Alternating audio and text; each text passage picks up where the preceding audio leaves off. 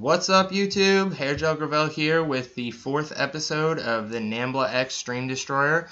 Today on my stream, I will be having Maakemannen, Lefours, and SDNW. So we're going to get started here, and I'll let them all introduce themselves, starting with Make. Hi guys, I play with the name Maakemannen, or Make, like a lot of people say.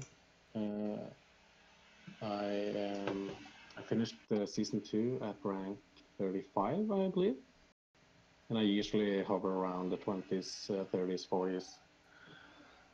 And I played since the end of July, but 2017. But there was an issue with my phone then, so I couldn't really start playing until August.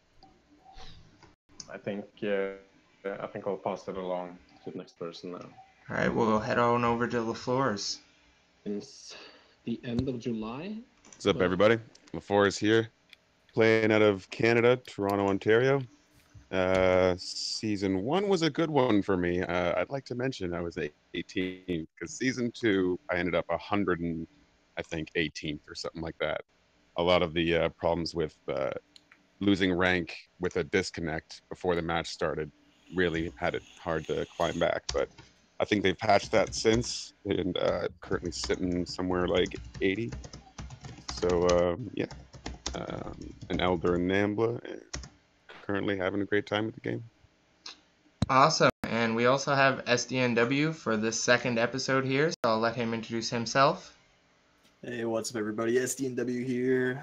I am a super big Mystic Fantasy player, but so is everyone else that's in this group right now. Well, aside from a couple of you, I guess.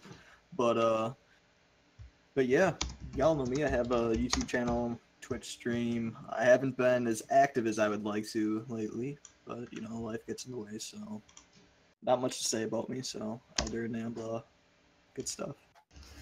Awesome. Yeah, so we're going to start off by talking about how you're all elders, and I believe at one point you were all elders in NAMBLA, if I'm not mistaken. Correct me if I'm wrong. That's correct.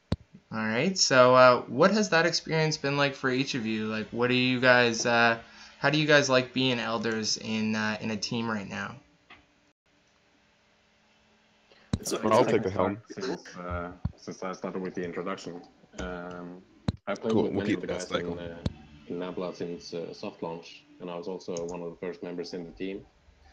One thing I liked about being an elder in NAMBLA was I remember when we created the team, we all agreed on Adorna being the leader and the creator, and we also agreed on a vision for the team to be about improving each other instead of just like being the best, gathering all the whales. We actually created a vision of trying to help us grow as players and become better, and help people outside the team as well. I think that's a really neat thing about being an elder in NAMBLA, is that we have like a clear vision on what's our purpose here, why are we doing this, what do we want to achieve. That's awesome. You want to take the next one there, Lefours? Yep, we'll go. We'll keep that cycle going. I really like how being an elder in NAMBLA, it's kind of an award for actually, trying and leading, because I've noticed in a lot of other games, leadership is given to just people who they favor, usually higher ranked members, people who are just kind of trying to be held into the team. A lot of times they're just given the leadership role, and that's far from what happens in NAMBLA or any of the NAMBLA related teams. And so it's just been really great having my voice heard, and like Max said, coming together with a vision to just do what's best for our teams, not just the individuals, and trying to gather up top players at the expense of everyone else who wants to be a part of our team. So I appreciate the position and have a lot of fun with it. Actually, it's a lot of responsibility, to be honest, especially with the top team, but it definitely pays off when you see growth happen within your team and the appreciation of that team too. Cool. And SDNW, what are your thoughts about being an elder? Yeah, I really enjoy being an elder, especially for this team especially. I absolutely love everybody here. It's been a real fun experience. I know when I was asked to be an elder, I was super excited about that. I was super excited to get on the team in the first place, so becoming an elder was a pretty big deal.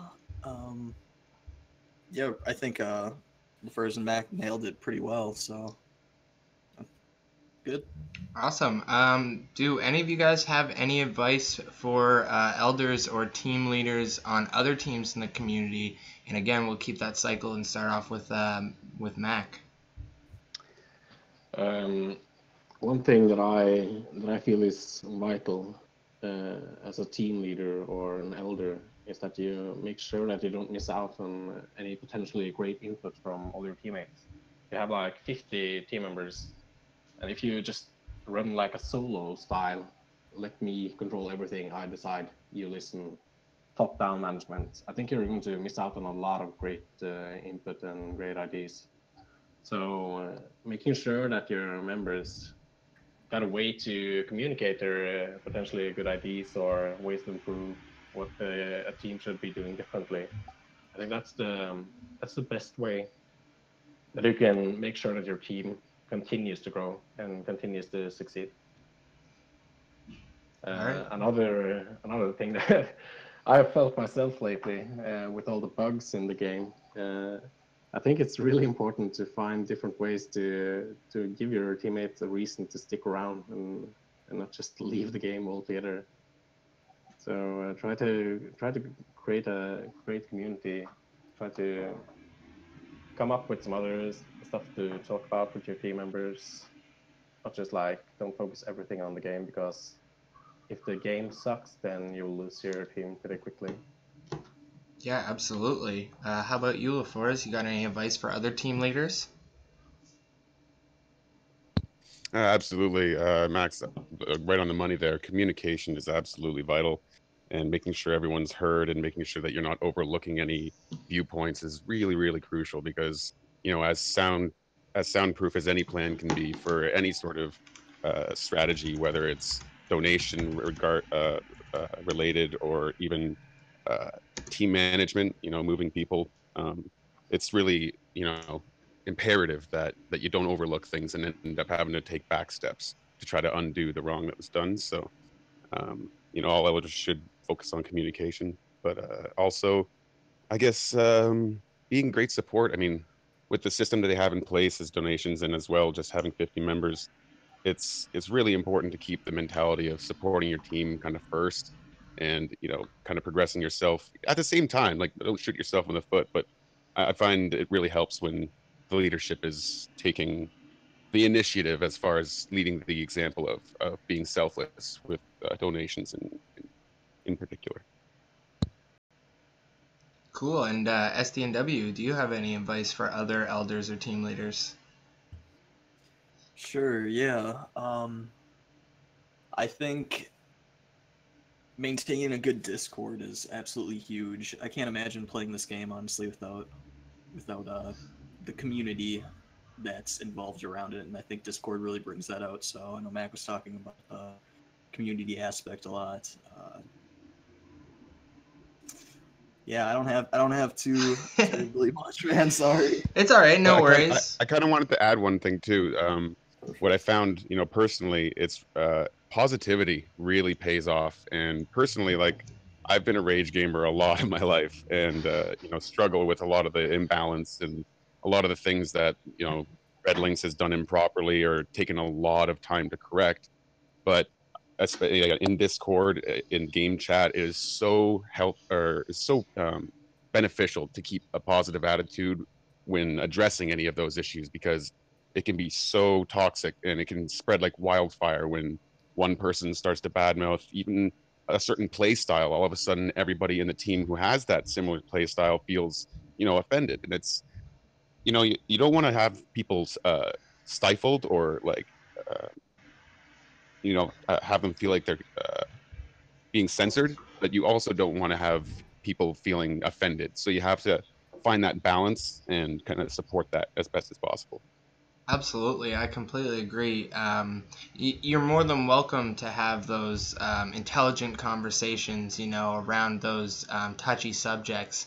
But when you let emotions kind of take over, that's when people, like you said, get kind of offended by broad statements that might not be directed at one particular person, but blanketed over, like I said, a play style or something. So as an elder, if you have that ability to create positivity in your team, that it makes a huge difference.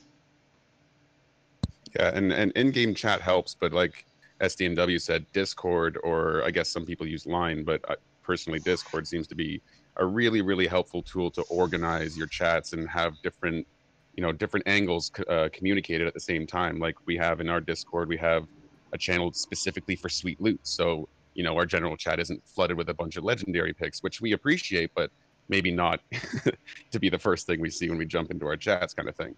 And then one specifically for deck discussion, one specifically for complaining. That was such a huge leg up, actually, to add that to our Discord, a specific place where complaints can be expected. So butthurt people can go and vent there, and even if it might possibly offend somebody, at least the person reading can acknowledge that this is where they're supposed to go to do such venting. So it's been a real can thank blessing. Tech for that. Everyone can thank Technique for the complaint room, because that's all him. It's all him. Well, since you brought up Technique, I just want to say that every time I jump into the general chat, it seems like Technique is chatting with Fab about some sort of gay joke or dicks or something like that. And it's just like sometimes it's like, oh yeah, like I get to read about what Technique and Fab are going on, and it's gonna be hilarious, and I can't wait to see what they're saying. And then sometimes it's like, oh, I have to read between what Tech and Fab are talking about to see what other people are actually talking about the game. But it's a good community. It's an awesome team, and I love being here. And I'm so happy that Lixie reached out to Gert and invited both of us into NAMBLETS. It was probably like the highlight of this game for me, because just like you said, SDNW, before I was on NAMBLETS, I was on Canada on Strike, which, don't get me wrong, they're a great team full of a lot of great players that are actually like some of the top 200 players in the world. But they don't use Discord, and they only rely on team chat. And when you're not there for 8 hours and you jump into a team chat, my biggest issue is that it's actually most of the messages are gone. Yep, for sure. It goes away after, I don't know how many it is, but I can't imagine if we had everyone talking in team chat with as active as our Discord is. It would be insane. You'd never get especially with the friendly matches, like our game chat in NAMBLINGS is just useless now with all the friendly matches. I think we'll talk about that a little later, right? Yeah, exactly. But it's cool, like, just speaking of all the different channels that we have in the NAMBLA Discord, to have that new friendly fight channel, so that you can post your pictures of the friendlies that you're playing, or you can talk about the decks that you're trying in friendlies. And again, they're not clogging up your general chat, which is really nice. For sure. Before we get into our first major topic of season 3 that we're in, season 3, I just want to say that I'm really, really excited to be an elder on NAMBLETS. That just happened, I believe, last Saturday. Bounce promoted me to elder status, and it was awesome. Like, it was a really great feeling. And for anyone that's looking for a team out there that might be watching this, NAMBLETS has 8 spots open. I'm not really sure about NAMBLA or NAMBLINGS, and the other guys on the stream can definitely shout that out when I'm done. But if you're looking for an awesome team in a wicked Discord and a huge family, come on over to NAMBLETS and shoot me a message on Discord, shoot me a DM, and I'll get you hooked up, and we'll have a good time. I think we have... yeah, I'm pretty sure we're full in NAMBLA. Yeah, we have one spot that might be open after the event. Yeah, just kick tech from Namblings, and then we'll have two spots, and then we'll get some more people in. I'm sure he'll be watching this later, so I'm sure he'll enjoy that I said that. I think if we remove tech, then we'll lose like half our team event rewards.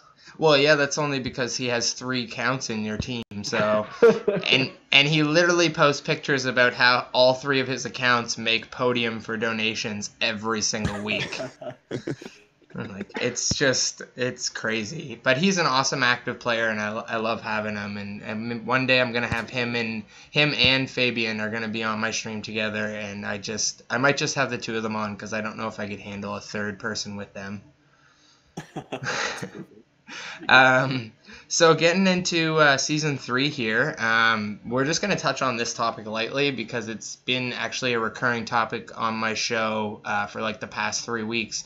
But legendary matchmaking, I'd love to get your guys' opinion of it. It's still new. It's just this past season it's only been into play, and I wanna know what you guys think of the legendary matchmaking and the players that you guys get matched up against. So we'll start with Mac. Well, I haven't really been playing very much since the BFU update. But one thing that I've noticed, especially this week, is that I don't really meet a lot of top players anymore. I meet like rank 1000 and stuff like that. I'm not sure if people just stopped playing or what's on about that, but at least before this week, I got a really good match, like every match. But I know it seems like people might be dropping off. I'm not sure, or just VPNing to other regions. Might be. That might be EU. Everyone's VPNing to UA to NA. Yeah, might be. Cool. Well, what about you, Lefours? What do you think about the legendary matchmaking? It's it's an improvement. The fact that you're not getting you're not getting 3000s and 2000s all the time. It makes it a lot easier to make back rank or keep your rank up or even increase your rank. I did find it weird, however, like when it first rolled out, it was fairly consistent. Quick matchups meant someone within about 150 ranks of you, and I think some people were employing a technique of leaving the match as soon as that happened to avoid fair matchups. And so a lot of people were getting opponent left match pop-ups in that first week or two. That's gone down, but I've also found that even when my matchmaking matches me up with someone within, say, 2 seconds, they'll still be like 1100 or 1200 or 2000 plus sometimes. Not more than that. I know there's like 6000 legendary, and I haven't seen one of them in a really long time. And I imagine if my matchmaking takes about 10 to 15 seconds or something, I might expect more of that rank. But it's been fairly consistent for me. Matchups, take about 5 seconds or less to start, have generally been within 150 or 300 ranks of myself, and it's been an improvement. I can say that. Awesome. What about you, SDNW? I think we touched on this on the first episode, but now that you've had a larger grasp on how the matchmaking has been, do you have any difference of opinions? I don't know. I enjoy it. I apparently have better luck than these other guys, because a good portion of my matches, I'm gonna say at least 3/4 are at least top 200. So I still get the occasional 2000 something, but I don't think I've seen anything past 3000. And I cannot stress how absolutely wonderful it is to not have to play silvers anymore. It's just so nice. Yep. Touching on silver shields, were all 3 of you the type of person to give silvers the win to help them get to legendary? Yeah, I totally did. Yeah, I did so as well. Just because it must have sucked so much to just face a player with no hope at winning at all, and you're like 2 or 1 stars away. Yep, for sure. I couldn't bring myself to do it. I'm not that evil of a person. I mean, most of the time. I should say most of the time, yeah, because I've definitely killed me one or two silver shields before. Well, sometimes you just gotta get a times pack. where I didn't notice, or like a couple of times where I just had to get the pack. I did not have the time to be nice, but most of the times I gave it to them so they can get to legendary. Even though they Absolutely. would just go to Reddit right after. You're cutting a little bit in and out there, About how impossible it was to get packed. And touching on that giving subject. We're losing you, Lefours. Yeah, Lefours, you're cutting there. Give people a couple of bars. All right. What's this? I can't hear anything you're saying, man. Little better. Lefours, I think maybe the best option is if you just pop out of the call for a second, and I'll ring you again.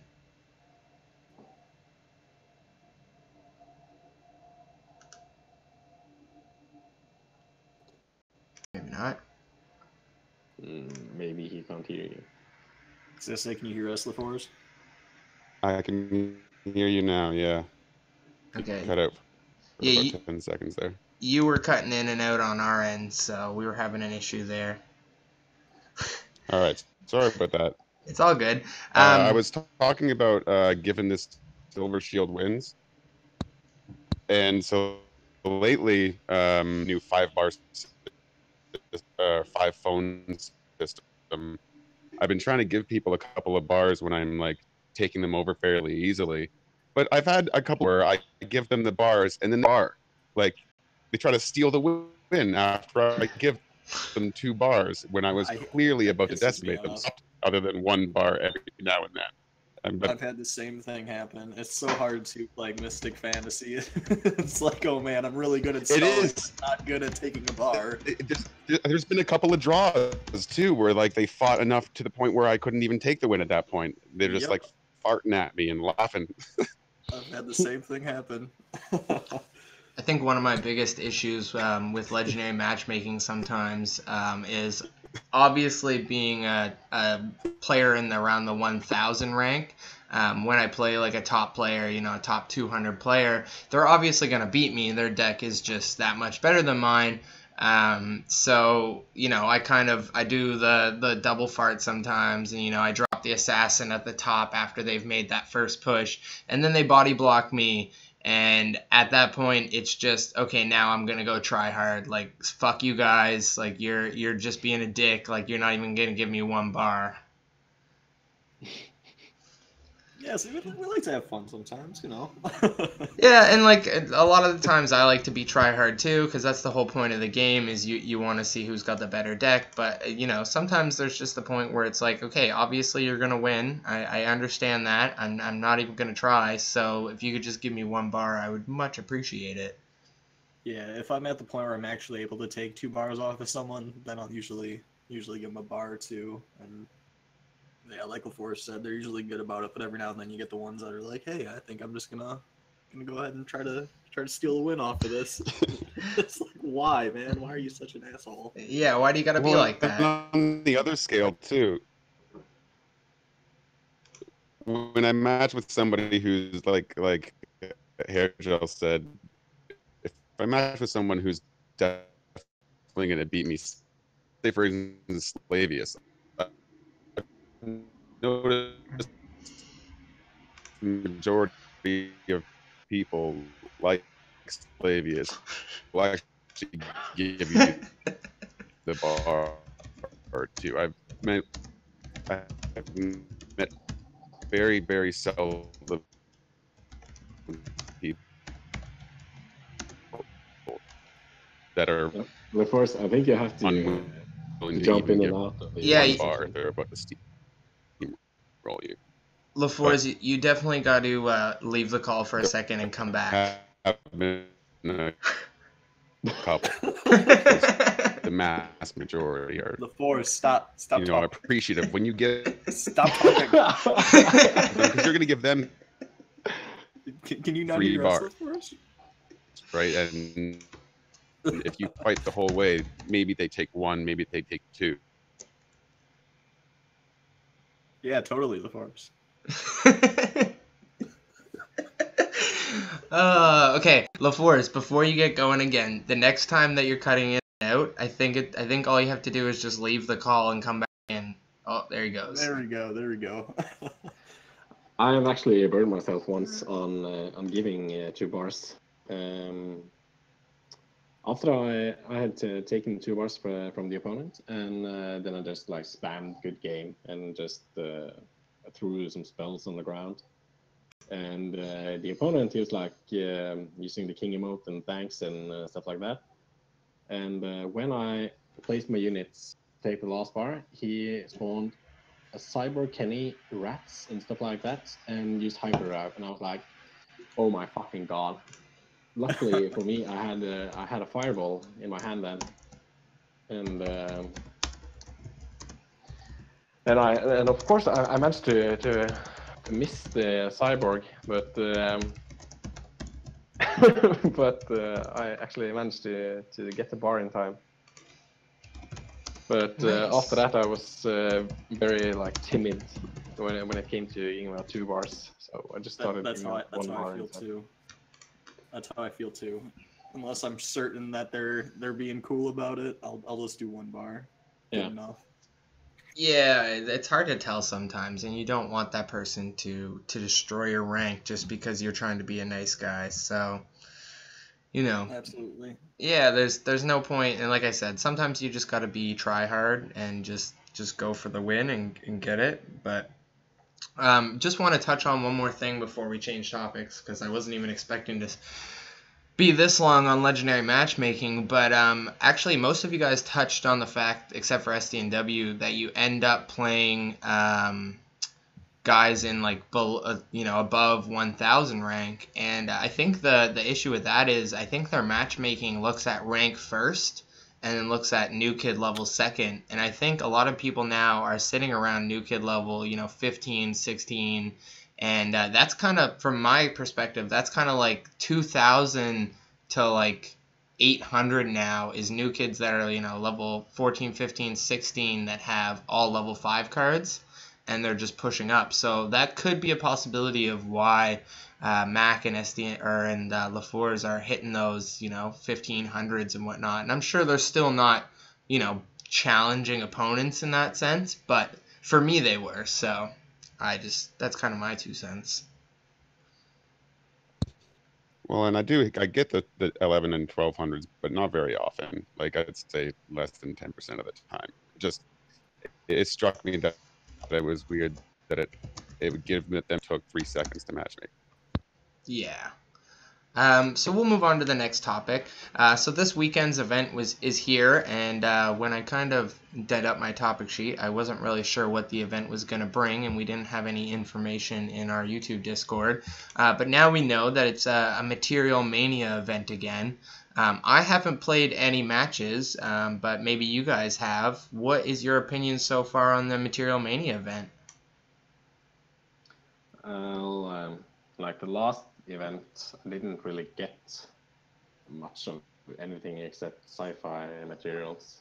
I've done 3 of the packs now, and I'm not sure if it's just random, but it looks better to me. Okay. But then again, I don't really play that much now. I'm holding out for some balance changes. Fair enough. What about you, Lefours? Have you played any of the events so far? Yeah, I've gotten 2 of the packs. Like Mac, I've taken a bit of a break from hitting locker limit every single day like I used to, because of the imbalance and the amount of bugs. And but I like Mac, I also think there's a slight increase to the materials coming in. The first pack seemed to have a little bit more than last time. Hopefully the last couple packs or last few packs will really pay off. Fair enough. SDNW, have you grinded any of this event so far? I know you just woke up from a nap, so you probably haven't played too much today, but... I have 441 crates collected so far, so that is four rewards right now. But I haven't opened any of them, so I don't know yet. I don't know yet. So we will see. We will see. Where do you get the patience? Shit, I was playing at work, so that's usually where I get most of my play time in is at work. So. Do you have good Wi-Fi at work? Because I have pretty shitty Wi-Fi at work, so I can't really play too often. I usually get a pack on my lunch. Yeah, I do have pretty crappy Wi-Fi there, but one of the benefits of working overnights is that the Wi-Fi is a little better because no one else is on it. Yeah, the bandwidth isn't being stretched. Yeah, so I just wait till about 3 in the morning, and then that's usually when you'll see me on NA. Nice. 3 a.m. Either that or you're doing a 24-hour stream. You know, I was thinking of doing that again. I don't know why, but maybe I'll do it. Who knows? That's crazy. Shoot Next for a 48. Yeah, I was gonna say, go for a 48, man. Like, yeah, why not? Sky's the limit, right? Yeah. That stream was so cool. That was a good day. That was fun. Yeah, maybe next time, like, have some, like, water and eat some food, and you might not get a headache.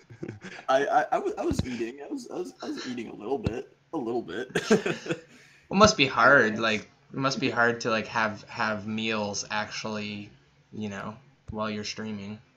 Yeah, exactly. I was like, oh man, people are watching me eat right now, so I was like, okay, I'll just set this aside. Yeah, like, let me just cook my steak, guys. I'm still playing, don't worry, but I'm over here in the kitchen, so you can't see me because I'm not in the living room anymore. Yeah, I thought ahead. I made pasta and had it all ready to go. And Nice. I had like a sack of cheeseburgers from a local cheeseburger joint, and I was like, all right, this will last me. This will last me for the day. It's a good, healthy, balanced diet. There you guys go. If you're ever wondering, Meal Prep 101 by SDNW, make some pasta and buy some cheeseburgers, and you'll be set. Yep. It's A dirty bag of cheeseburgers. Get some dirty burgers. So the new phone system, it's pretty much been out just as long as the legendary matchmaking. But recently on stream, I think Steve had mentioned that you shouldn't be trading bars with other players and that you should be trying your hardest. What are your guys' opinions on the phone system and bar trading? And in that sense, do you guys think that the ladder is broken right now because of that? Because a lot of players are deranking into the lower ranks so that they can farm their packs easier. Well, it's not up to the players to correct the mistake that Redlinks made. I think him saying that is just ridiculous. Like, it's up to them to fix it, to incentivize people to play at their hardest, and in the top ranks, it's not. You can't just say, guys, don't do that. Like, it makes no sense. It's up to Redlinks to incentivize people to play their hardest. Absolutely, it's not, like you said, it's not the player's fault that is incentivized to D-rank, to farm quicker. It's up to the game. But what do you think, Lefours? Well, that's kind of like two different subjects, because you got the one where he's kind of demonizing even giving up a bar or a free bar, and then on the other hand, and the whole ranking aspect.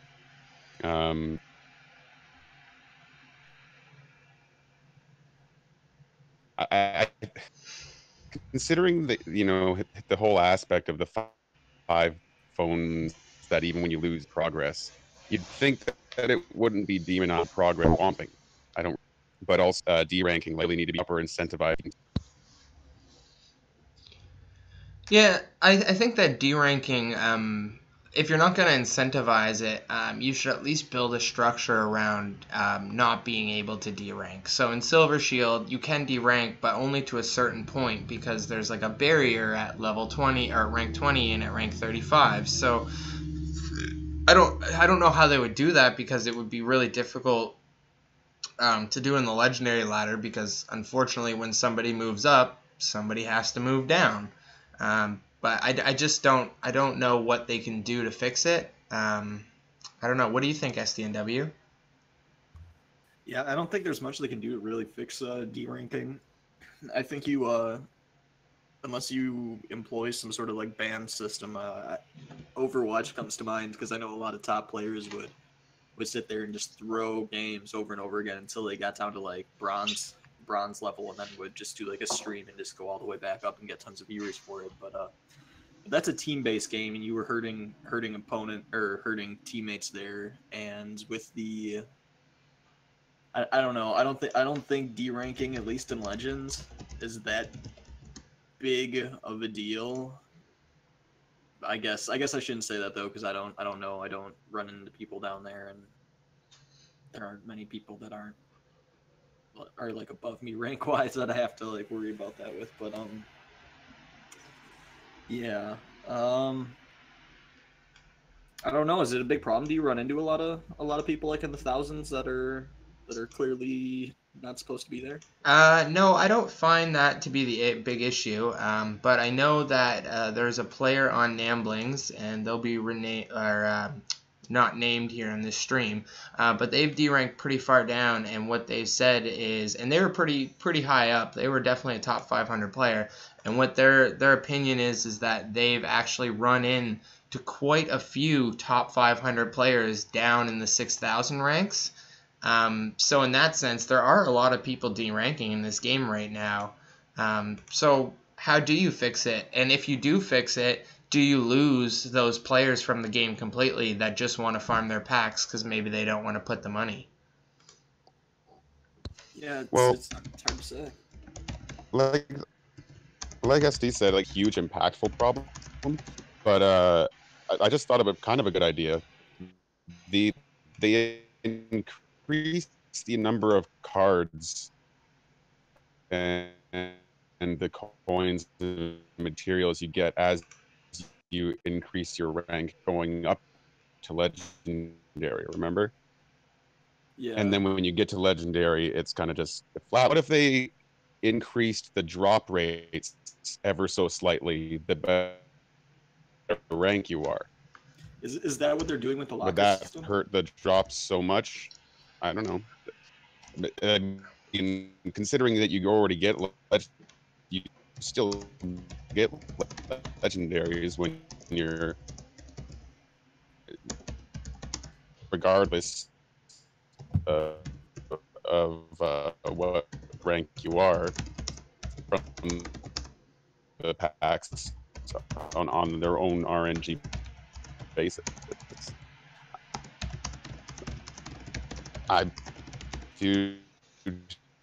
have no idea. They're already behind the locker system. But yeah, it seems to me there would be slight ways to incentive.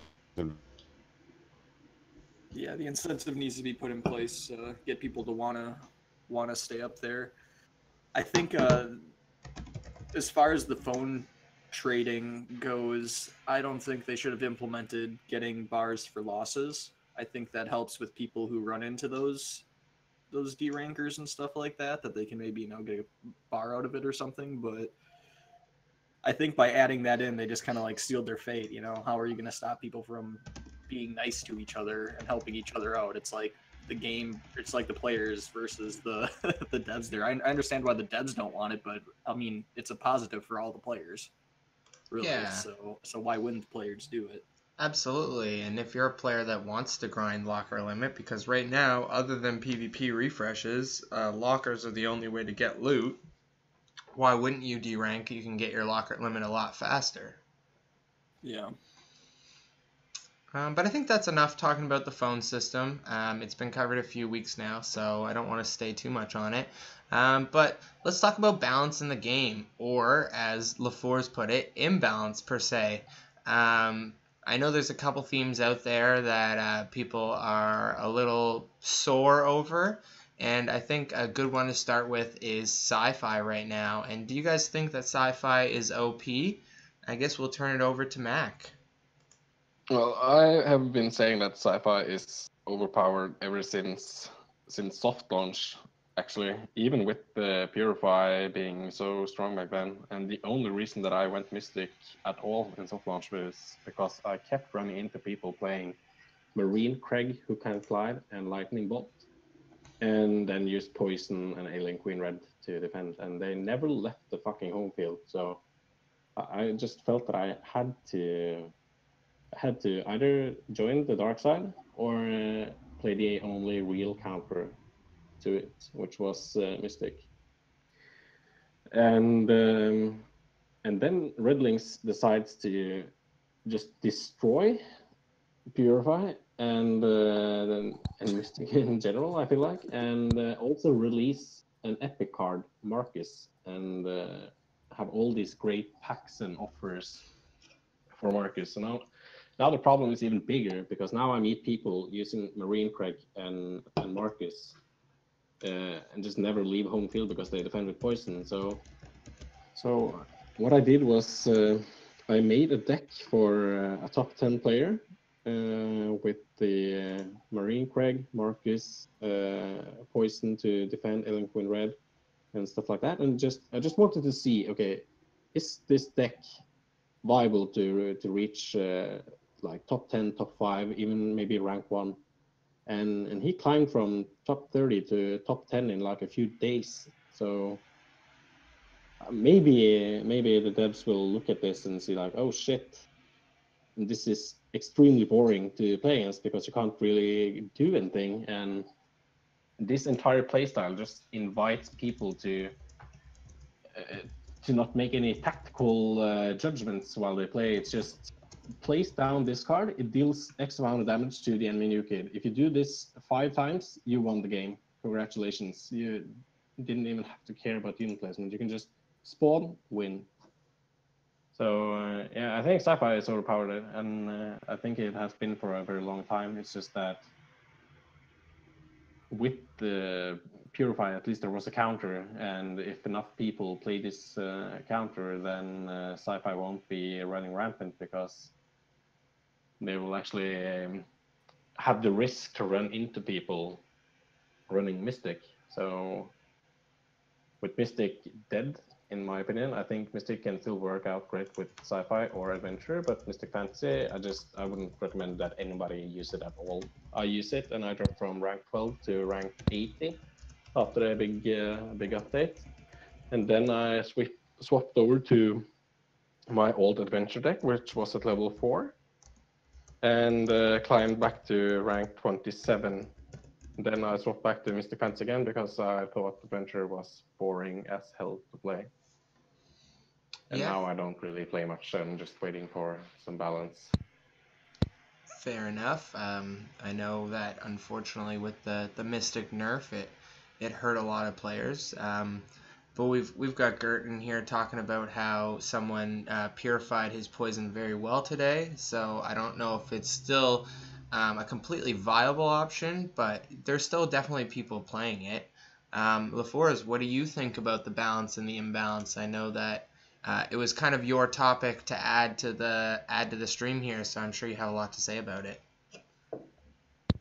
Well, there's not enough time to really cover all the ways that sci-fi is broken, but Robo Bebe, AQR, the poison, AOE size, what else? Hyperdrive is currently, I think, working too hard. It's a real shit show in that deck, unfortunately. The thing about the trades, like, yeah, I still run Purify. The thing is, I can't really play it more than once in a match, and it really hurts your defensive plays if you can't nullify effects.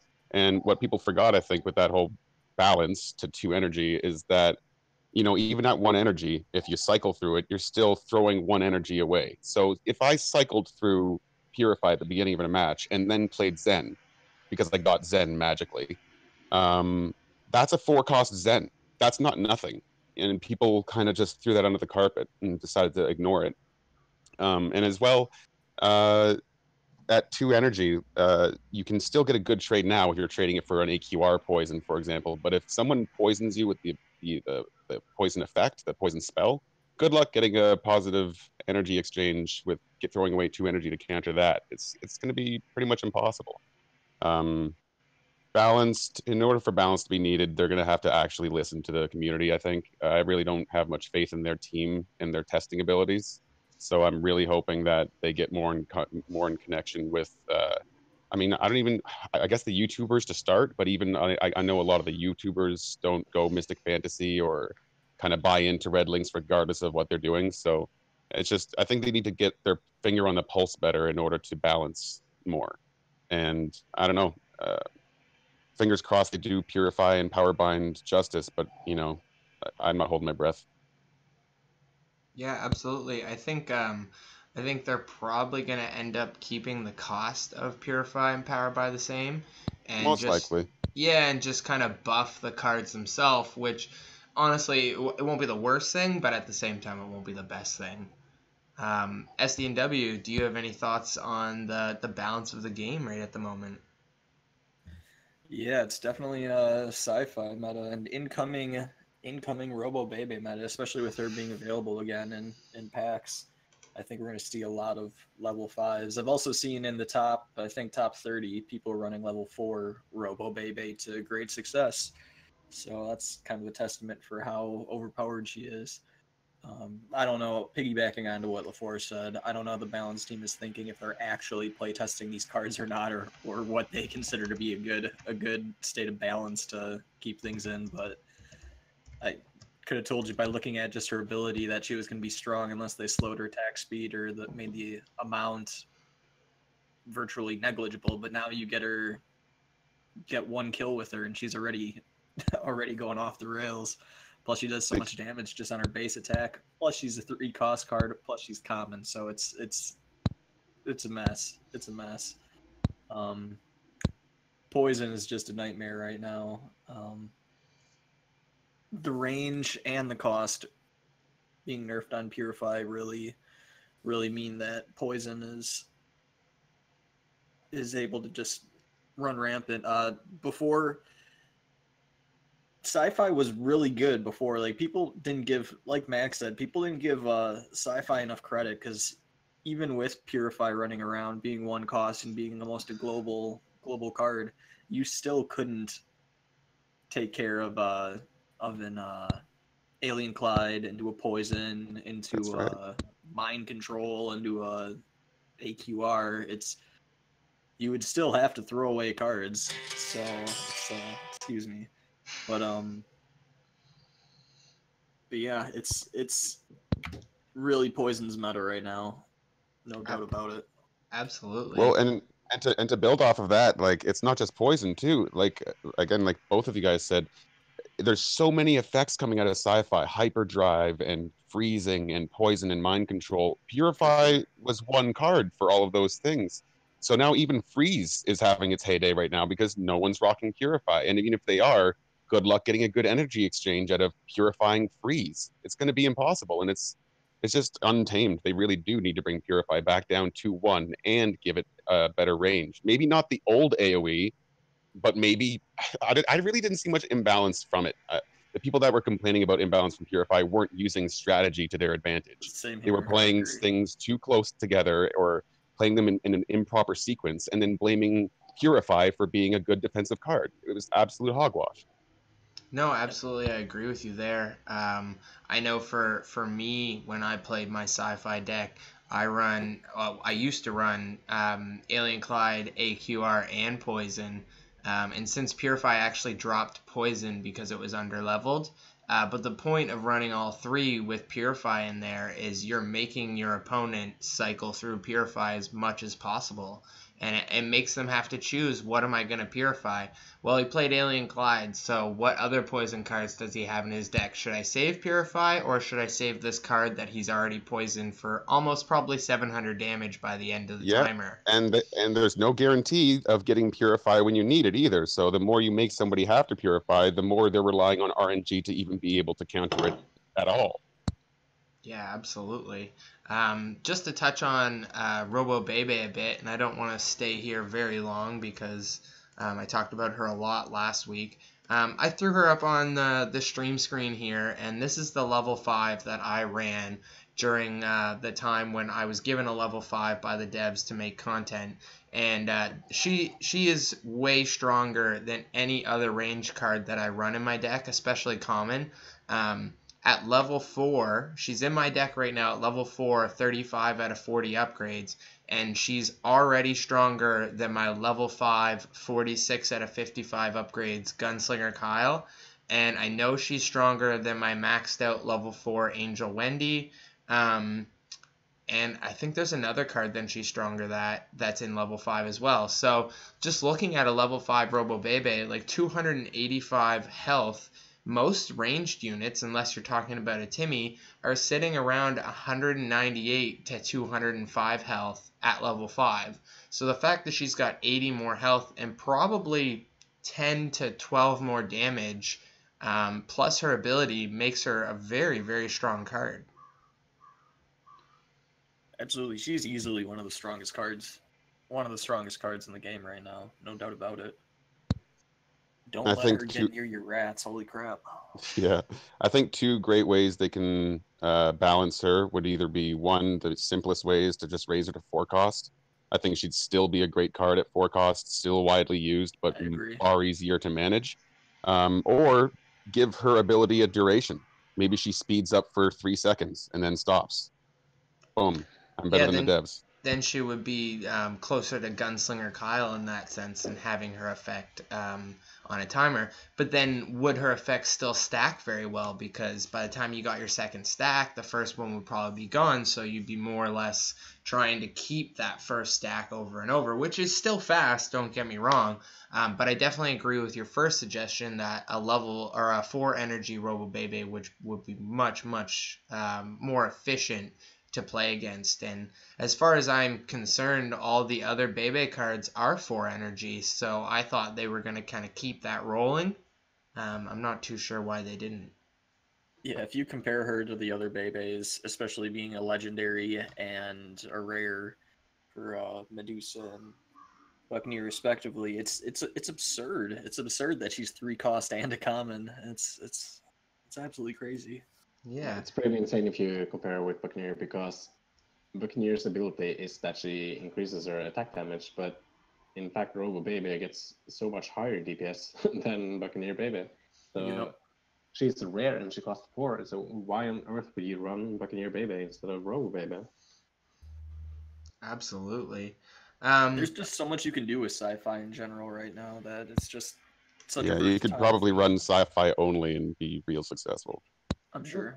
Well, yeah, it almost gives you reason to say, like, why would you want to run other themes unless you were going to run the 2-drop spam assassin meta between adventure fantasy? You're pretty much guaranteed to run a sci-fi deck at that point. Yep, sci-fi is the best theme right now overall, I'd say. But I think this is a great example that the devs aren't really aiming for a balance. They're aiming for a way to make people play all the different themes in the game and force people away from their main decks to try a new deck and then just keep the cycle going. And when they say that this is a balance change, it's kind of laughable. It's almost insulting, because anyone can see that this isn't balanced at all. I see sci-fi in every single match I play now, except against the guys that have all level 6 cards in Adventure Fantasy, so they can't really move away from it. Yeah, and don't get me started on how much you see her in friendly matches too, or see sci-fi in friendly matches. Yeah, but every Robo match Babies has, friendly matches. sci-fi. They should rename it. Absolutely, though.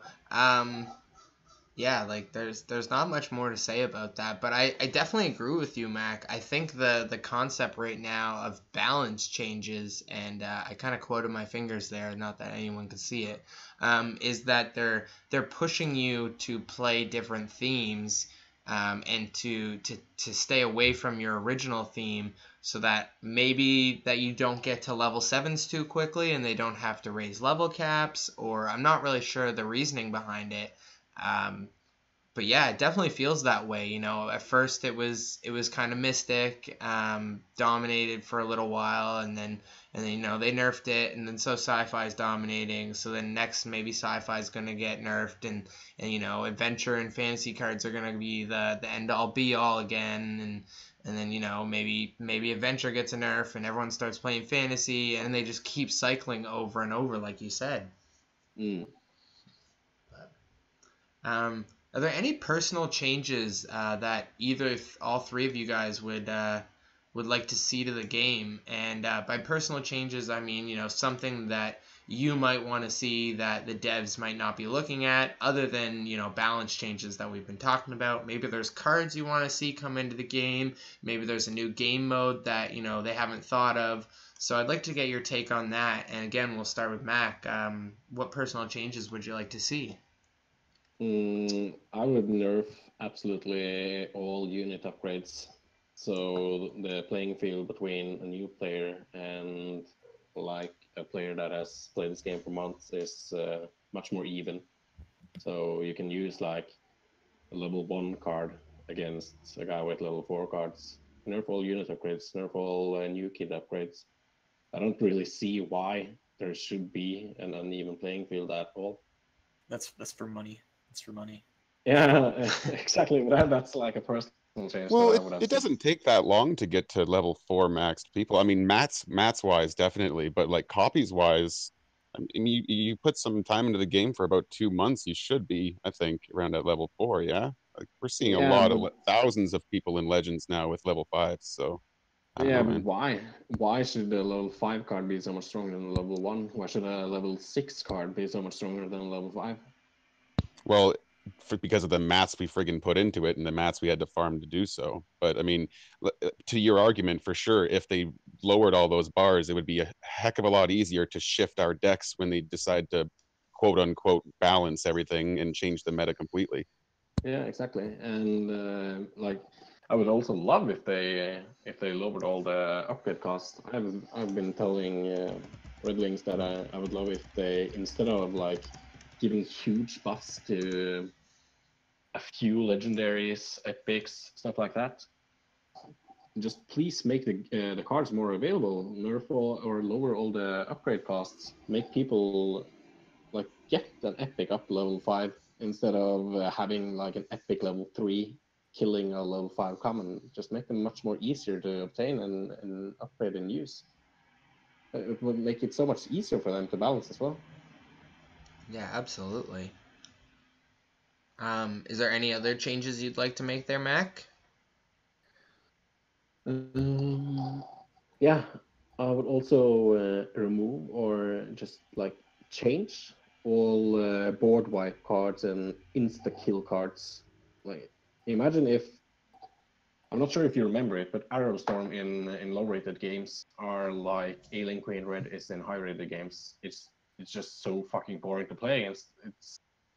It just invites to a lame game experience. I've never really thought of that, but absolutely you make a great point. When you're playing in the low ranks, to see an Aerostorm come up when you have, you know, a half health Heidi and a couple assassins on the board, like they just got a great value out of that card against you. So I can totally see where you're coming from in that sense. Yeah, but it's boring because then both of you are stuck at 0 energy without anybody on the field. That's, you know, it kind of, like Max said, it kind of hurts the game when you have these board wide effects and these insta kill cards, because you don't see any huge pushes coming across the field. You have these 1 or 2 fighters maybe taking a bar every now and then. it would probably be a much more entertaining game if you could have 7 players on the board commonly. Yeah, exactly. Yeah, It would be so much more fun. I missed that with Mystic. You would get the Mystic Mirror matches where you both would have all of your cards on the field, and that was such a blast. But now I don't dare put out more than a couple cards at a time because I know they'll just get poisoned for AQR as soon as I drop out too many. Absolutely. I just want to touch on one of the earlier points that Mac made. It's really not a level 5 card. It's in my opinion, it's a level 55 card. When you max a level 5, you've put the mats and the coins into upgrading a card all the way through 55 different upgrades. So realistically, you've grinded that card up.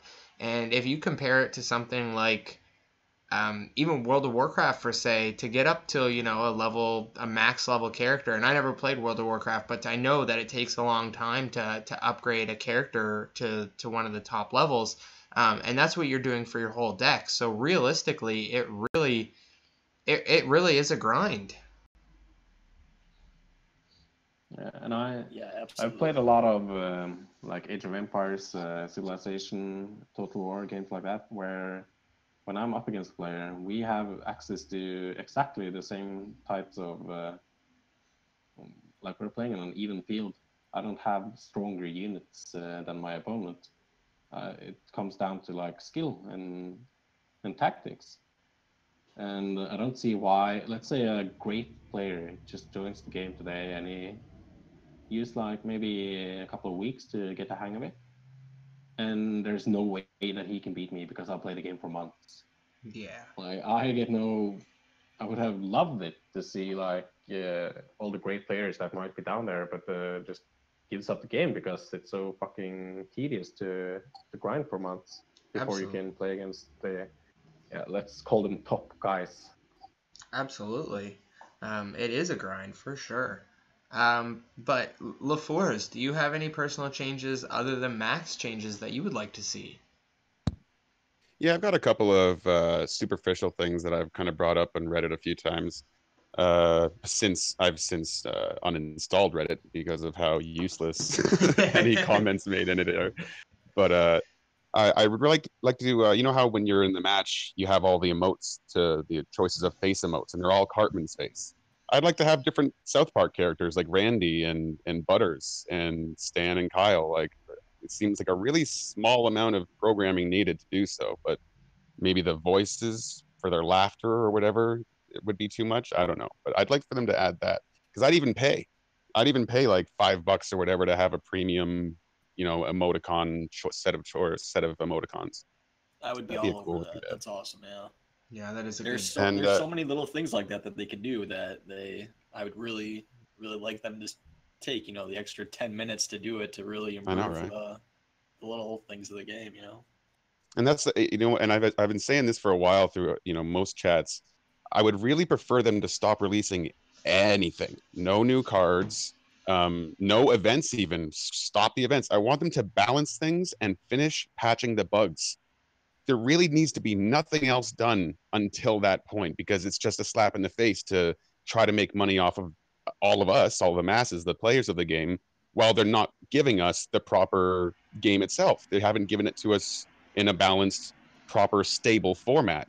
And even if they did patch all the bugs, they're gonna the connectivity can be addressed. There's so many ways that they can improve this game, but they seem to have a way too small of a team to deal with any of these issues that it just annoys me when they roll out with more stuff and still have yet to patch a lot of the things that have been around for months, if not since soft launch. So it's kind of startling that there's so much that's wanted and expected and desired from this game, and how little that they can do to actually give those, satisfy those wants and those needs. But I think another little superficial thing I wanted them to add is Canadian new kids. Everybody who plays is identified as an American, and sure, I mean, if you live in South Park, you're technically an American, but you could be a Canadian like I can in South Park. So I'd like to be able to kind of be represented there. I kind of found it funny that Canada was chosen for one of the countries to be soft launched to, but they didn't really represent us in game at all. So, not except for the already Canadian characters. but I think that'd be nice to add. Yeah, absolutely. I think that would be a great addition. I know I've been kind of wishing for that for a while, and anyone that watches my content knows that my logo is a little version of my actual face that I've cut out to be a Canadian head that has like the chopped look to it. But I think the other thing that would be cool about that is even if it didn't have to be just Canadians, you could have more realistic facial structures with Canadians, as they do with almost every celebrity kind of that is in the show. Like if you look at and Saddam Hussein's a really good example. He has a Canadian head and he has that chopped look, but it's his actual face. And I know Mel Gibson has the same head when he's in his episode. And just in that sense, like if they gave that little bit of more realistic facial features and gave it that Canadian head look, it wouldn't actually have to be a Canadian New Kid. It could be, it could be anyone. David Hasselhoff. I was just gonna say David Hasselhoff. Yeah, exactly. And David Hasselhoff has the same structure. So like, why can't they do that, right? Oh, and you know what? Outside of the superficial things I wanted to add, I almost forgot, so I really want to add before I forget again. I think what we all desire, about at least the competitive players, and in NAMBLA we're fairly chock full of those. I think what we all really desire is an actual team battle event where we'll have live battles between players set up in a ranking system. I think that's not beyond them to do, and I really hope they get on the ball soon to do that. Because until that's done, I really don't think teams are going to be able to settle. Mergers are going to continue to happen. People are going to fall out and fall back in. It's going to be really hard to solidify the standings of the teams and players until they actually have us team battling. Absolutely. Just before we jump to SDNW, which I'm going to get to in a sec, I know Lappy said earlier on in the chat when we first brought up the personal changes that he would like to see raid bosses. And I think that fits perfectly with what you just said, Lefours. A team event where maybe, 10 players on a team can queue up together and play maybe, 10... Maybe you only get 3 cards in your hand and you can only play 10 cards in your deck, but there's 5 or 10 of you, so there's 50 to 100 cards in cycle, and you're playing up against, Mecha Streisand, who has like the health of a level 20 tank rather than a level 7, which is max. It's way beyond the capability of one person being able to defeat them. And as a team, you can kind of structure your smaller decks to have different themes in them. So maybe one person plays or 2 people play Mystic, and they're all about playing their Zen Cartmans and their Angel Wendy's and having those heals, while other people are playing adventure or fantasy, and maybe you only play one theme in your deck per person. But then that way you can kind of build your deck around your teammate's deck so that you can have that structure to kind of play through that raid boss. I think that would be really cool. Yeah, me too. Awesome. That's like an ideal way to run PvE style events. The way I mentioned earlier about teams battling each other. So say, the Asia All-Stars versus NAMBLA, and then they literally randomize. It's kind of like some other game I played where they just take the players and then randomize who plays against who for, I think it's like 10, everybody plays 10 rounds. And based on how those matches went, those players accrue points, and then those points get added up, and then the whole team tallies, and then the team tally is what's compared for the win or the lose. And then the winning team will advance in rank, the losing team will decrease in rank. I think that's the better way to go PvP wise, but I would definitely love to see raid style PvE events. That would be so fun. Yeah, I think that would be really cool. SDNW, would you like to make any personal changes to the game? So one thing that I would really like to see in the game has to do with the friendly mode that was just added. One little tweak I would like is the ability to set your rules for the match. So instead of having level 1 legends, level 2 epics, etc., I think it would be great if you could punch in rules, say all commons are level 6, all legendaries are level 3, all epics are for and whatnot, so you can get closer to your actual decks. But I mean, I really enjoy the friendly mode right now. It's just I think that there's some customization things that would make it a lot better. I agree with Mac.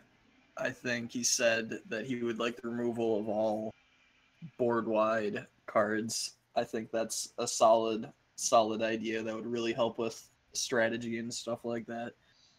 Even as a Stand the Great player and loving that being global, you know, if he had a radius, that would solve a lot of the complaints right there. So I would like to see more balance changes. Like Lefours said, they don't need to really work on anything until they get these bugs fixed and stuff like that. However, unlike Lefours, I would like them to put out cards regularly and not keep them locked away so long. Like, I understand the idea of having like a cash grab, you know, where everyone wants Robo Bebe, so they're all going to pay the money now because they're not going to be able to get her for another 4 months. But I think that's a little excessive. I think it'd be really cool if they pumped out tons of cards, and it would really shift up the balance. It would also help with, obviously you'd have the people who have their full like max level 6 decks and everything, but having people that swap through the cards, you know, that it would give people some incentive to change up their decks a little more. Absolutely. And I think just to build on that, even if they're event packs that you can buy when the events come out, when new cards are launched, just had more cards in them. Like, you know, Robo Baby is a common, so give your pay to win packs that people are buying, especially if they're, you know, 800 cash or 1200 cash, put 50 Robo Babies in them. Like, they're gonna buy them that way. It just makes sense. It's a good business strategy, especially if you're not gonna release that Robo Baby card for, what was it now, 2-3 weeks, because she's just being brought into rotation. Yeah, well, they still haven't released visitors, have they? Like, how long have those been? Exactly. Out for? And like maybe visitors is a special occasion because it's supposed to be that card that only visits a couple people, and I get that. Sure. But, yep. But like, yeah, like how hard is it to make those purchase packs? You know, guaranteed 30 copies, guaranteed 50 copies, right? Like, I'd buy them then. Yeah, I would just like to see like 5 more Mystic cards. So. Yeah. To be clear, I do want them to roll out the new cards. They're just so bad at it. Like, yeah, look at Buccaneer Baby being like useless to the point no one runs her, and then Robo Baby being so OP she's almost a necessity. Yeah. Like, yep. I think what they should do is release more cards at once at a smaller increment. So like 5 new cards altogether. That way you have a choice to go to them. Every deck has a new card or something like that, so that it's not so stagnant, so that some decks don't feel like they're so underpowered while other new cards are overpowering their decks. Like, yeah. But again, I don't even really want to see that until they balance, because until there's more of a balance to the spells and all the decks right now, adding more cards that are already going to have their own issues, whether they're underpowered or overpowered, it's too much. It's getting too much for them. I'll change as I suggest, or with them fixing balance it in the back of my mind. Like, that should just be a given. I don't. Yeah. You're gonna have to mention that with everything you say, if that, because that's the number one issue with the game is the balance. Yeah. Absolutely. You gotta say, dude, there's so many characters unreleased in the South Park universe. They really should get up on the numbers that they're releasing at once, so they're never gonna release all of them. That's what I mean. I think it would keep people way more interested in the game too. Having a plethora of cards come out. And just hell yeah. To the point that you made, Lefours, if they're gonna release, you know, 5 cards at once, release 5 Bebes. You know, do it with one event. Here's the Bebe event. We're gonna run it 2 weeks in a row. Pick your theme that you want to get your Bebe from, and the packs that you choose, or like the theme you choose during the first event, will be what you get for packs going forward. So, you know, if you're a Mystic player, you have the option when the event starts to say, I want Mystic Bebe packs, and then you only, and like, yeah, maybe it's hard because, you know, Medusa Bebe is a legendary card, but maybe in that sense is you don't make your new cards like legendaries. Maybe your legendary releases are more like Hanky.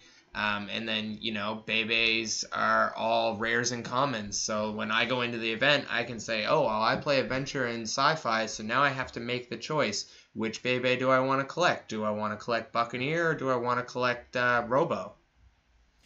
Yeah, that would be cool, but I think money is the main driving factor in not doing that, not letting people have that choice. Absolutely. But we'll segue right into friendly battles. So friendly battles just launched. What are your guys' thoughts on friendlies? And I know that we've already touched on the fact that, you know, SDNW said that we should be able to set the levels of our friendly battles. But what other thoughts do you guys have? And we'll start off with Mac. Well, I think it's a great start. I don't really understand it with the model of the game. Like, why, if they want to improve friendly battles in future and make them better and give us more options, then why would people play normal PvP? And if they're just going to keep it this basic and lackluster, then what's really the point of it?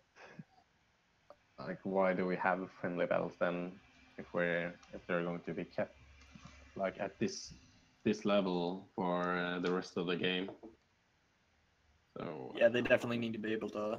You need to be able to customize the rules for it so that you can play like your actual decks and stuff like that. Yeah.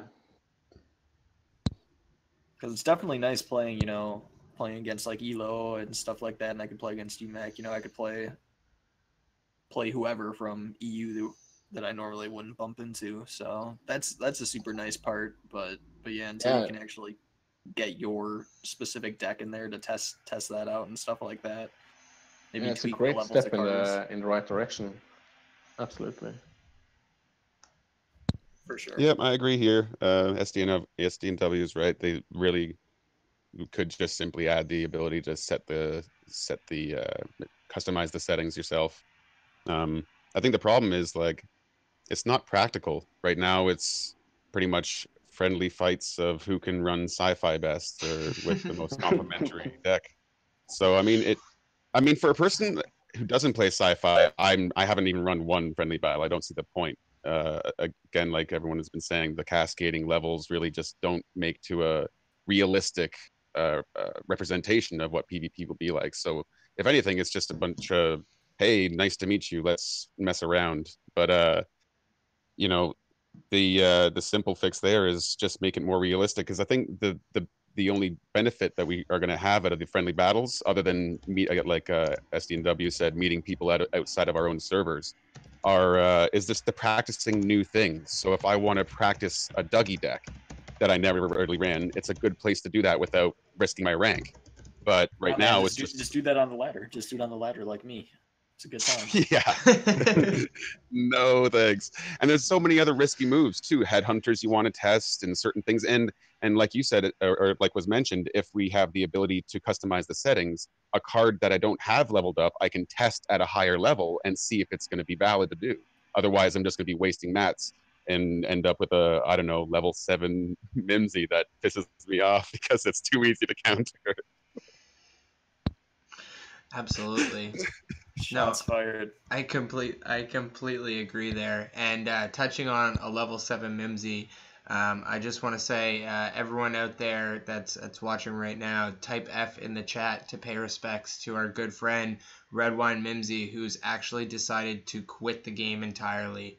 It's a really sad day when somebody so invested in the community and to show off a card that, you know, doesn't get played as much as, you know, some people would like it to get played, to decide to leave the game. It was a saddening moment for me, for him to actually come out. And he messaged me before my last stream and said, hey man, like, I don't know if anyone is going to be commenting on your stream or bringing this up in chat, but, you know, I want you to know that at this current moment, I think I'm probably gonna leave the game in the next 2 or 3 days, because, you know, I'm just not happy with it.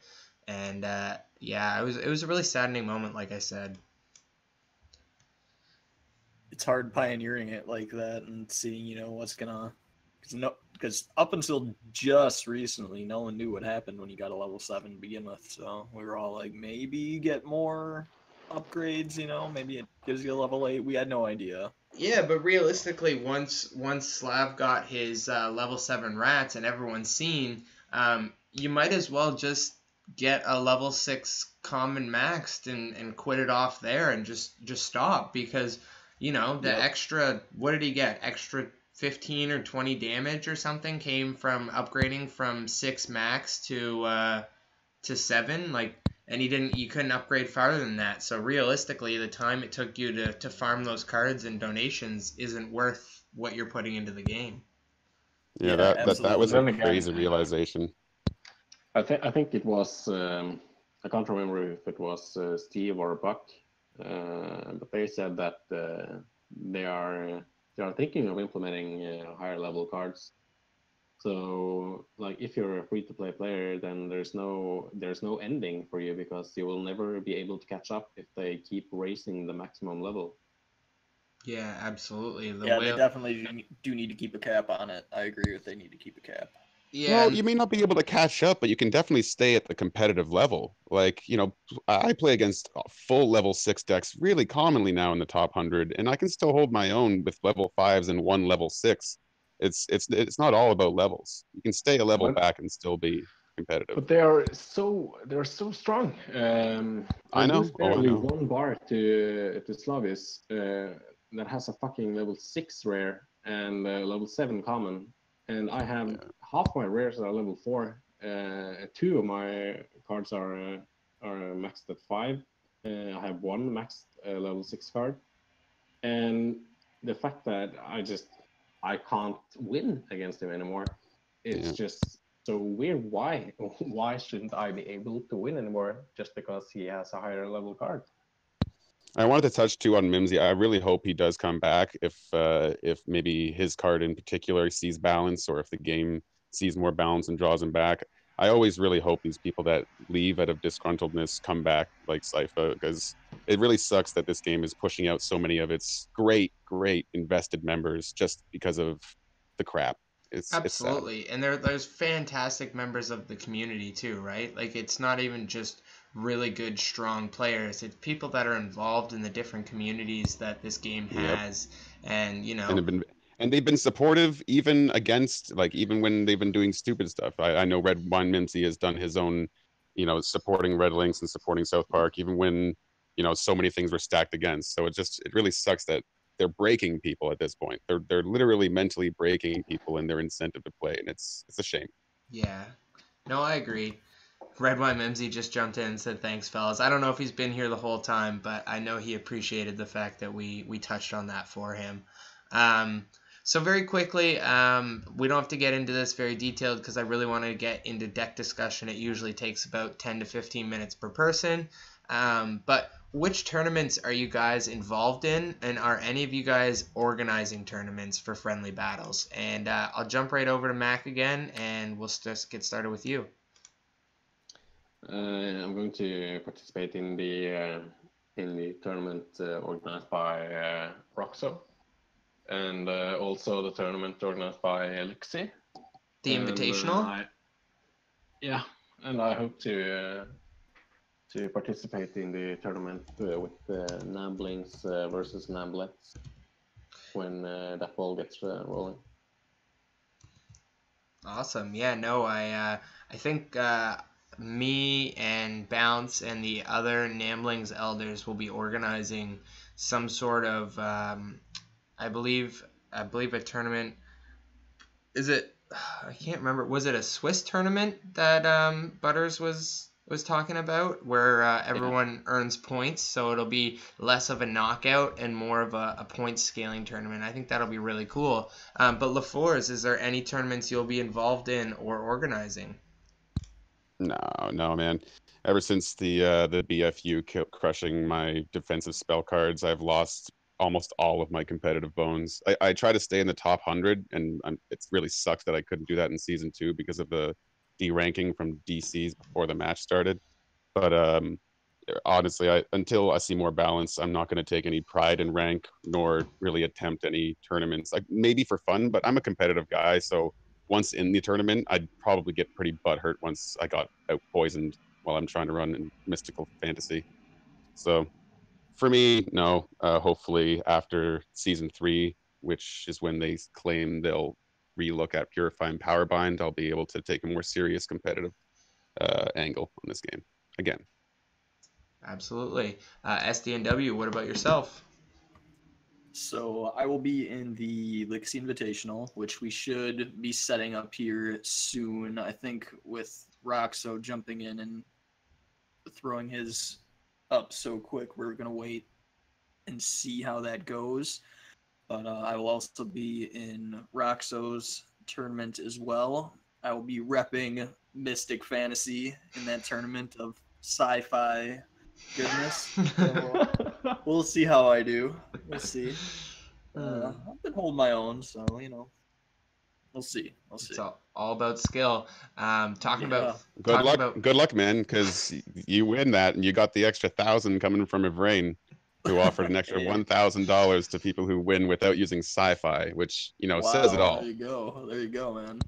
Yeah, everyone needs to know that, and if we say it enough, then we're gonna have to hold Ivrain accountable for saying that. Exactly. So he won't be able to bow out and be like, oh, I was just kind of joking, but now I actually have to give you $1,000. Watch not a single person run sci-fi. Yeah, exactly. That'd be so funny. He's a mod for Reddit now. I'm sure, or has been. I'm sure they pay well. Yeah, exactly. Just like touching on how many sci-fi players there are in friendly battles. I've been playing an adventure mystic in my friendly battles, and I threw Buccaneer Bebe up behind Zen Cartman with Angel Wendy, and she gets rolling at level 3 when she's in friendlies there. Like, she's not the best card in the ladder, but in friendly matches, she's pretty good. Yeah, I've been having a lot of fun with PC Principal, actually, but I think I'm actually going to run him on ladder, too, so... Okay. Yeah. All right, well, we're going to... being able to test stuff out. Yeah, it is fun actually being able to text cards that, like, you've never played before. But I'd like to jump into deck discussion here, since we're about an hour and a half in. So we're going to start off with Make, and I'll just be asking you guys to kind of go through each of your current decks. They'll be backdropped onto the screen, and you can talk about, what cards play well together, what combos you really like, what cards you might have swapped in or swapped out from these decks, and, how long maybe you've been playing the deck, and if it's changed season by season. Mac, your deck should be on the screen now if you want to go ahead and kind of talk about it. I can't see it, but give it a second. It kind of lags. Yeah, I can see it now. It's not a good deck at all. The only reason I use many of these cards is because I just don't have any options. But it's kind of fun to win with such a crappy deck. You don't get my levels because as you know, I can't really use my phone these days. But I have Nelly at level 5, Rats level 5, Nathan level 4, Angel level 5, Fire 5, Sen 4, Paladin 6, Kenny 5, Dark Mage 5, Stan 6, Dwarf King 4, and J-Staff level 3. I also had Mephisto in there from time to time instead of Dwarf King Clive because it's so bugged. And my entire game plan is to get as much AoE as I possibly can around Zen Cartman. I would have used Rogue if I could afford to upgrade him, but I can't. And it's pretty fun. A player that I often face in PvP, Sean Fiction, he always complains about that he can't use Rats against me ever in any matches because I have Dark Mage Craig, I have Nathan, I have Nelly, like covering the entire map, and every single time he plays Rats, they just die instantly. And I was also thinking about the possibility to swap out Friar for Leopard just to make the AoE that much more effective and add ninja as well, but it's just not possible with the NG costs, and I really need the healing on or from Friar Jimmy against all this bullshit poison and Mephisto level 5 chipping away at my new kid. And fucking Marcus.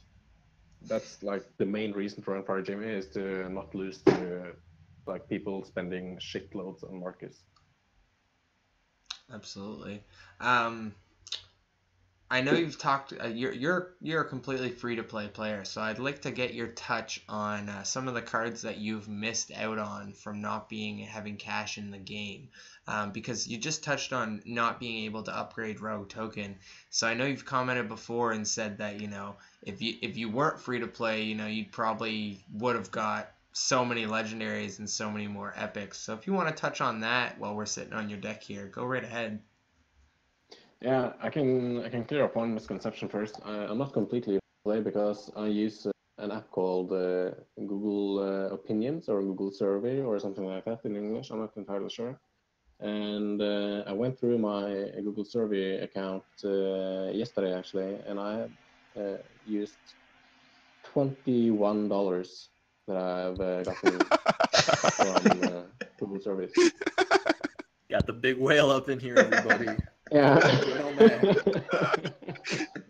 But it's actually been really helpful because I've missed 7 legendaries and I think it's about 140 epics in lockers since I started playing, and now I don't have to miss more legendaries. I can't really Keeps go for count. the epics though, because then I'll just lose all the cash that I left before I get like enough money in Google service to buy another small cashback.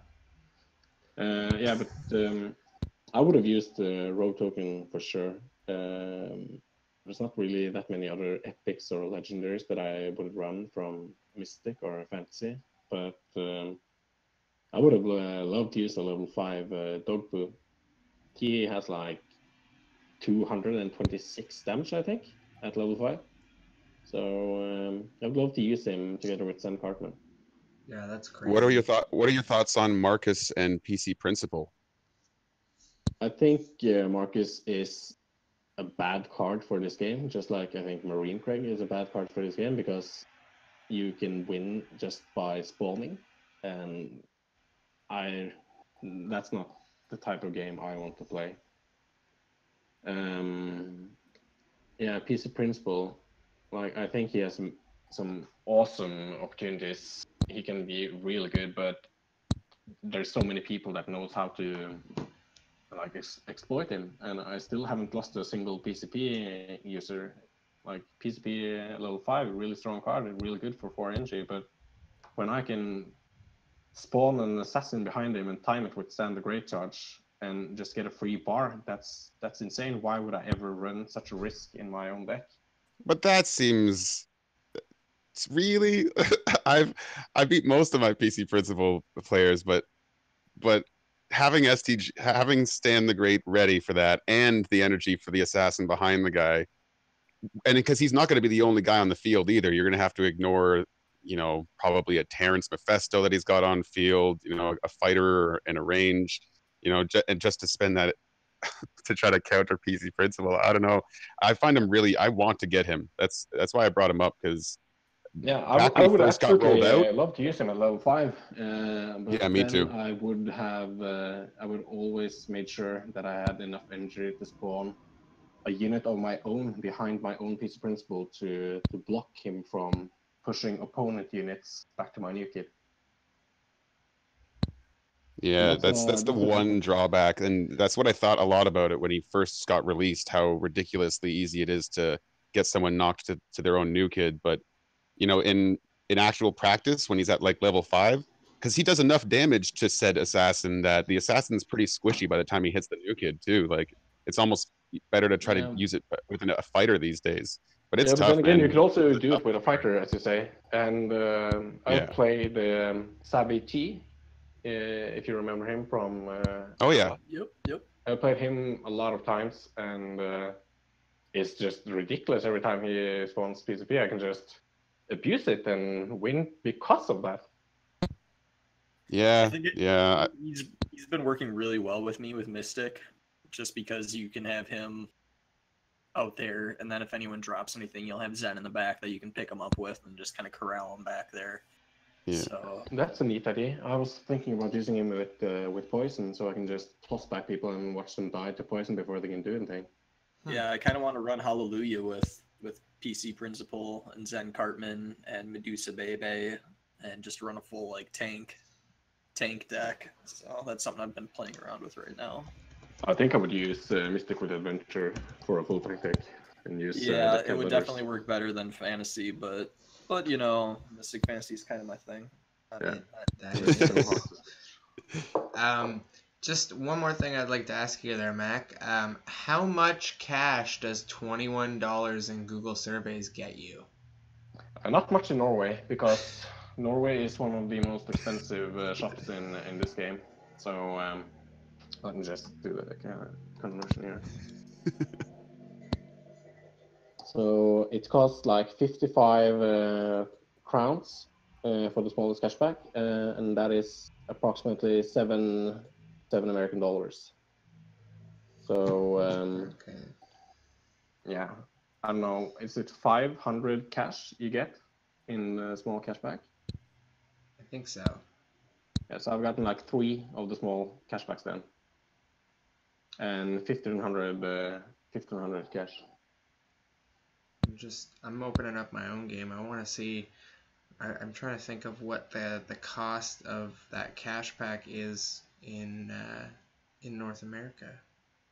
I think the cheapest one is in Chile and Poland or Ukraine, where it's like $31 for the biggest cashback. Really? That's crazy. Yeah, so a lot of people use VPN to buy their cash there. True. Yeah, it's not a bad idea. I dare say there's no one else in South Park Phone Destroyer that's taken $21 so far. Good on you, Mac. That is awesome. Oh, that's great. Well, if anyone wants to ask Mac a question here in the chat, I will definitely bring it up to him. But for the time being, I'm gonna pop Lefours' deck up here, and once it comes on screen, if you want to go ahead and kind of explain the way you play your deck and any combos and cards that you like. Like I said, I will be taking questions from the chat and directing them towards Mac and his deck, probably after you've talked about yours. All right, well, once again, Mystic Fantasy. I guess I'll start with pointing out the differences between mine and Mac's. I've got Terrence there instead of Nathan. I have really got nothing against Nathan. I really like his range. His attack speed was a little bit slow for my taste back when I made the change from Nathan to Terrence, as well as the fact that he has the potential of being hit by assassins, while Terrence can only be hit by a ranged unit or a spell. So I went that direction, and I really like him. Quite often he gets lightning bolted right out of the sky, which is a great indication that he's a useful card because no one wants to play against him. I've got Rogue Token in there. Obviously, I have not been free to play. I've probably put too much, so much that I don't really want to think of the actual estimation into the game to afford the mats required to do so. I've maxed out my Rogue Token there in level 4, so quite expensive. But he's basically the fantasy fireball. You can't cast it on the opponent's field, but he's been super vital to countering a lot of the adventure assassin spamming that goes on, or adventure fantasy spamming, or nowadays fantasy sci-fi spamming. So he's pretty much, a no-brainer for me. I'm not going to be taking Rogue Token out anytime soon. I kind of wish I went. Actually, not kind of. I really do wish I went to Dank Mage Craig because of his 3-cost AOE ability. He's super useful, and I hate playing against him. I thought his AOE was too small, which is why I never invested in him back when I was growing my deck. But I would definitely sub him in, say, at level 5 for Terrence, saving me that energy. But the fantasy mats are already pretty thin, so I don't even know if I could have went that route. But I definitely would have thrown him in there. I rock Purify still. So many sci-fi users, I just can't. I'm too afraid of mind control and AQR to even risk not running it. I think I mentioned earlier in the stream, I have gotten positive trades out of using Purify on AQR targets, but usually, actually, every time only once a match, and very, very seldomly. I'm lucky to hit 2 units with the Purify, and if I only get 1, I'm probably going to lose that match. I've even had a Purify that I cast to try to get 2 fighters, and the fighters were so close together that a Zen, if I'd have tried to cast Zen between them, it would have pushed them farther apart. They were that close. Yet somehow the Purify landed directly between them, and I purified nobody. That's how useless the AoE is on that thing. It's it's just sad, but I have it anyway because again, it's not just AQR.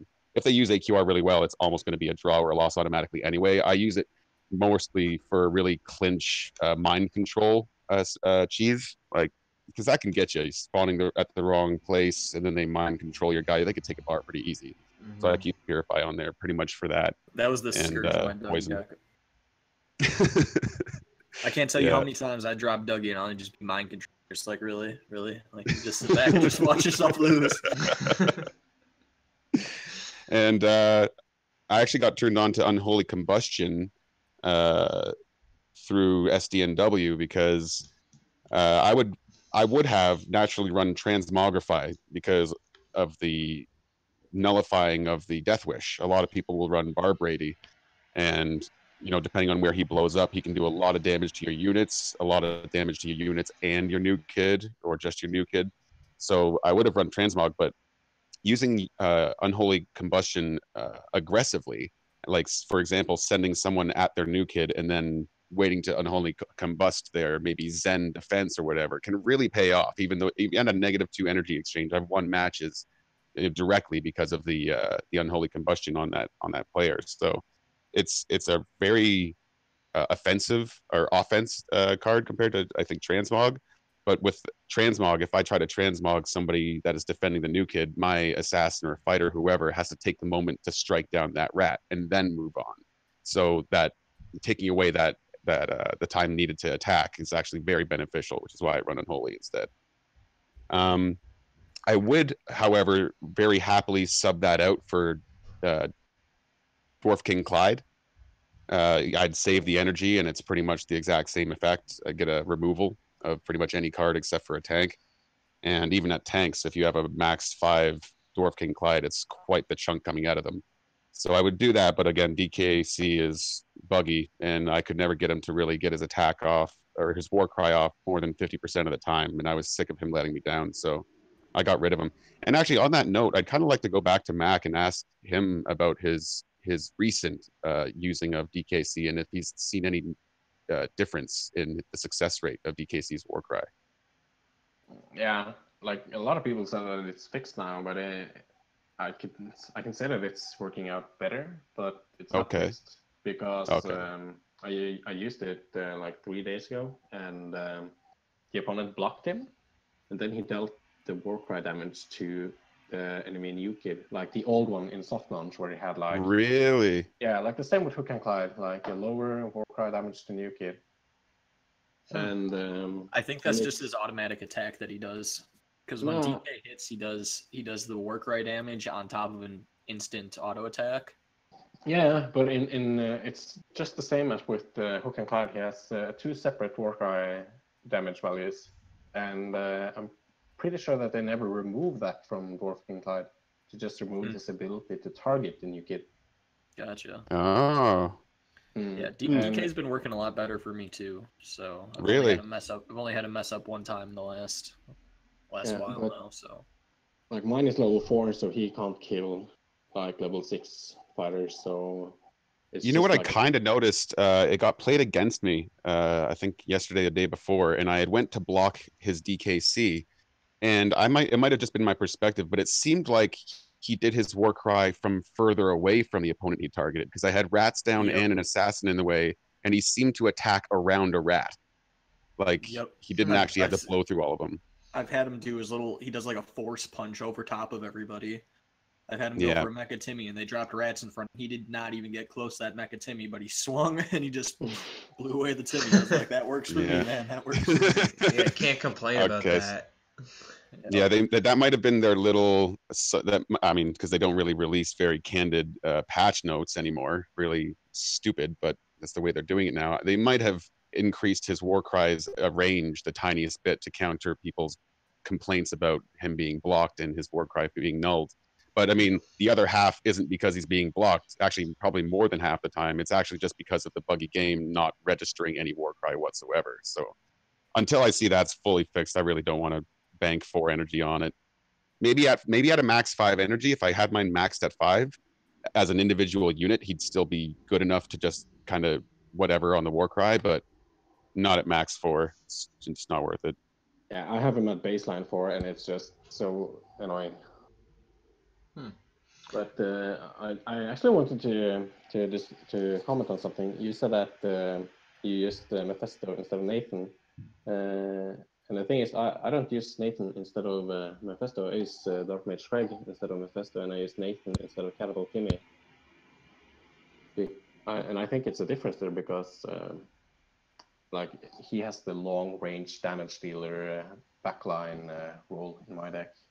And I think that Catapult Timmy with the 33% nerf to his ability is just completely useless to me. He hits once per 4 seconds.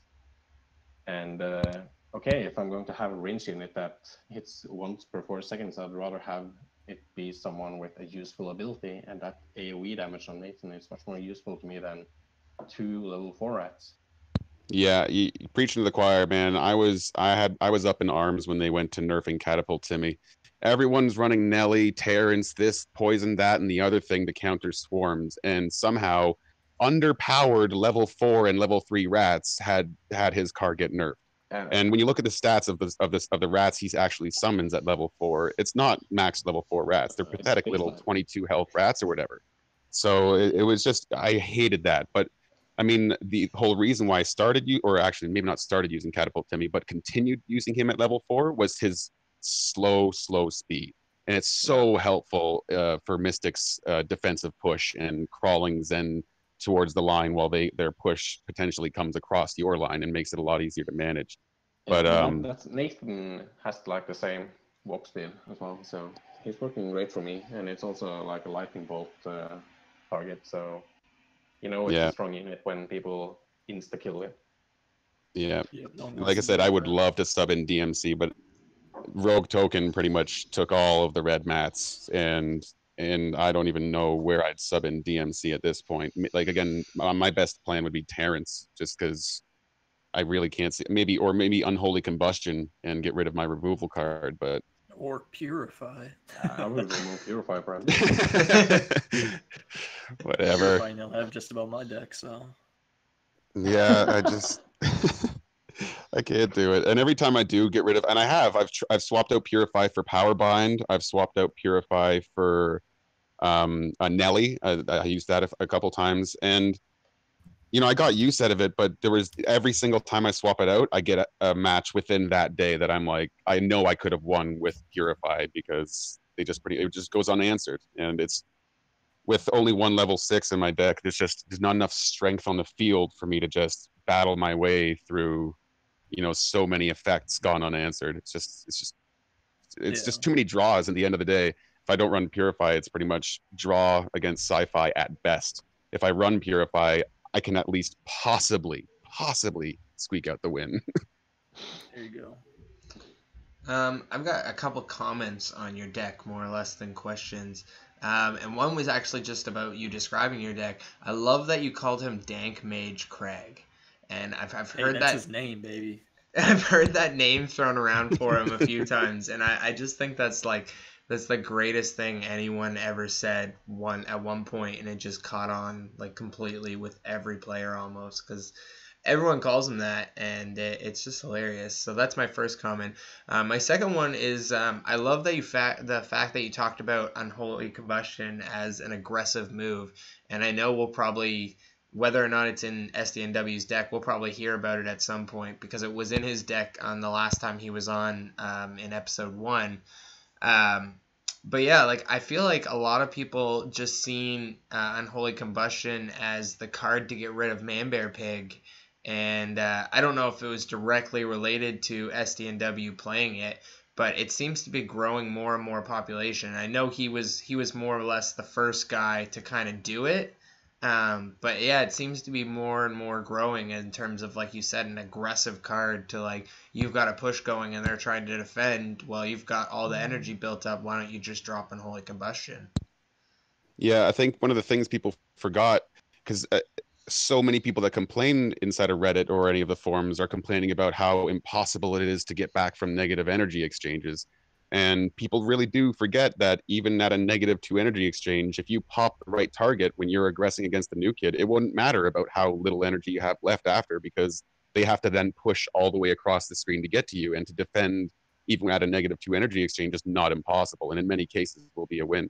And yeah, if anybody wants to learn how to freaking play UC aggressively and not just to get rid of the odd headhunter, they definitely should subscribe to SDNW and check out his videos, because they were very enlightening. They definitely swayed me for the use of it, and I wouldn't be surprised if he's adding it to the meta, because it's really useful. And like I said, it's not just for, you know, making those risky moves of getting rid of their defensive card. It's also just a great card to hold on to if somebody wants to keep playing, say, Marcus or Mecha Timmy or PC Principal or any other headhunter. You could just boom, nullify that next move, please. And it's just, yeah, super valuable. I don't Again, though, I don't think the expression is a boom nullify. I think it's explode. Explode. Explode. Explode.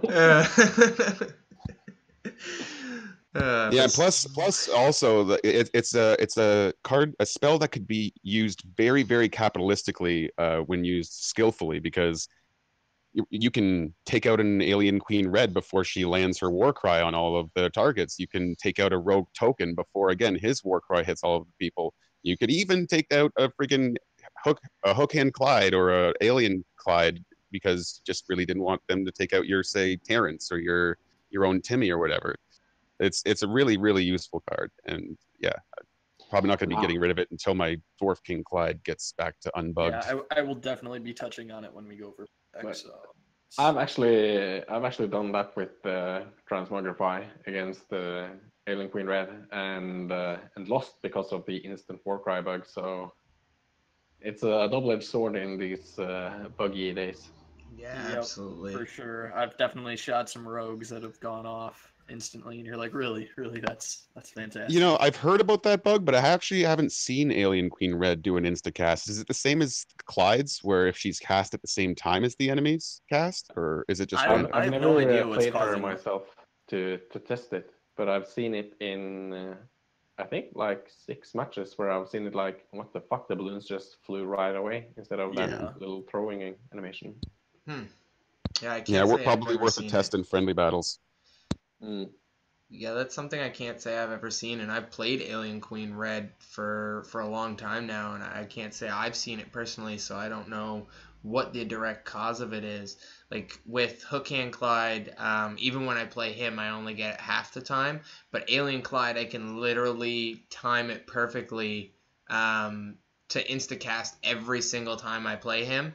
And the nice thing about Alien Clyde, and they have to fix it eventually, like I can't see them not doing it because it's ridiculous.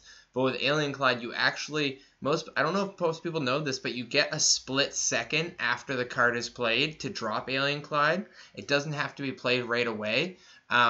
Because, you know, I know Mac runs the staff, and ever since he started running the staff, and we've talked about it in our NAMBLA chat, I actually started realizing, you know, I have a split second to see what you're about to play and to decide if I don't want to play my Alien Clyde. So if I'm playing my Alien Clyde and I bring him over behind the new kid and I'm waiting for you to drop, I have a split second to decide, you know what, I'm just not going to drop him and pull him back to my hand, because I don't have to actually decide right away. And if I see it's a level 5 Heidi, I still have that split second to drop him and get the instacast off. Why do you have to say that? Now I have to stop using energy stuff. Sorry, Mac. I didn't mean to ruin your strategy, but it is something that I've noticed with Alien Clyde. And like I said, it has to be fixed. Like there's they have to fix the instacast. There's no way you can't do it. Well, and to touch on what Red Wine Mimsy just said, they really should fix, not just that, but all these bugs. Like one of the main things that has pushed Red Wine Mimsy from playing the game is a bug that personally, by the way, I haven't seen much of because A, I don't see Mimsy played much, and B, I don't think they lasted long enough for it to take effect. But apparently, when Mimsy gets aggroed by Zen Cartman, the aggro never leaves, and then the Mimsy's there beating up on Zen forever.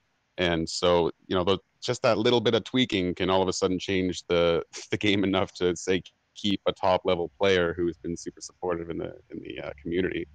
That'd be pretty easy. That's why I stopped using Mimsy actually, because of the Zen Cartman bug. And but that doesn't make us deserving of a place in hell, by the way, Mimsy. Put that on the devs. Put that on Redlings. Put that on South Park, man. He's the only good tank in the game. Like, well, maybe not the only good, but the only useful base tank, essentially. It's not even hell. It's Nazi hell.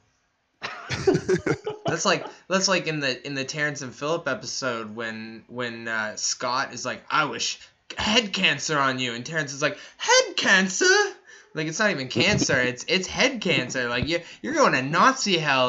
Like Hitler's gonna be there alongside Satan, and they're gonna be like, yeah, like, fuck you guys, you're in hell now. Like, it's gonna be the worst. So before we move on from my deck, one last point I want to make relates to SDNW as well. Again, is my catapult Timmy level 5, which I just dinged, I think, today, which was great. Nice. Got him maxed out. I'm super happy.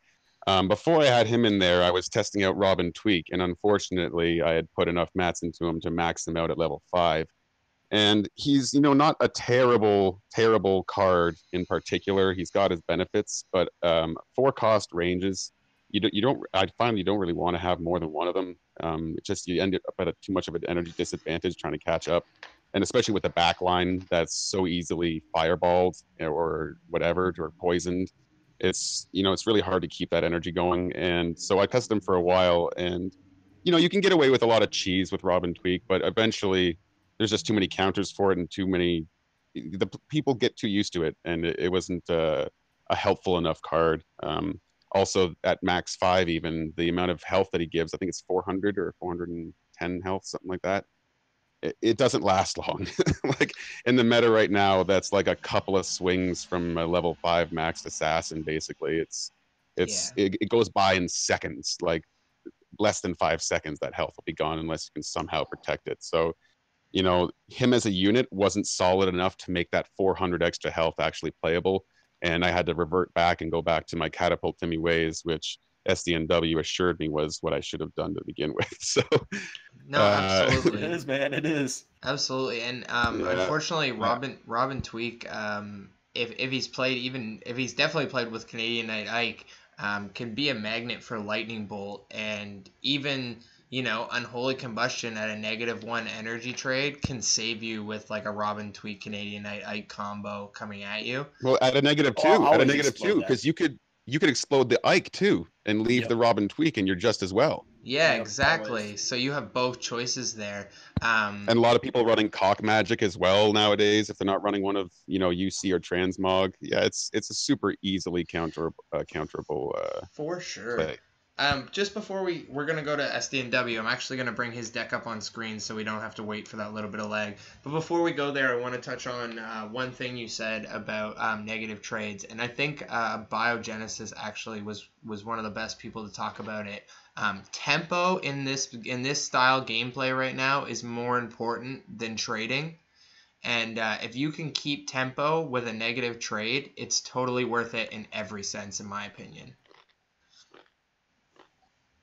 Yep, it's kind of like the reason why Adventure can kind of push through so many energy, which is why they're pissing off so many people with the spamming of Assassins. Because even if you can start to get a leg up on Assassins or on Adventure users and get rid of some of their units or even all of their units, you can bounce back fairly quickly and with the right strategy. Absolutely. All right, but we're gonna get to SDNW now. So your deck should be up on screen right about now. If you want to get started talking about that, you go right ahead.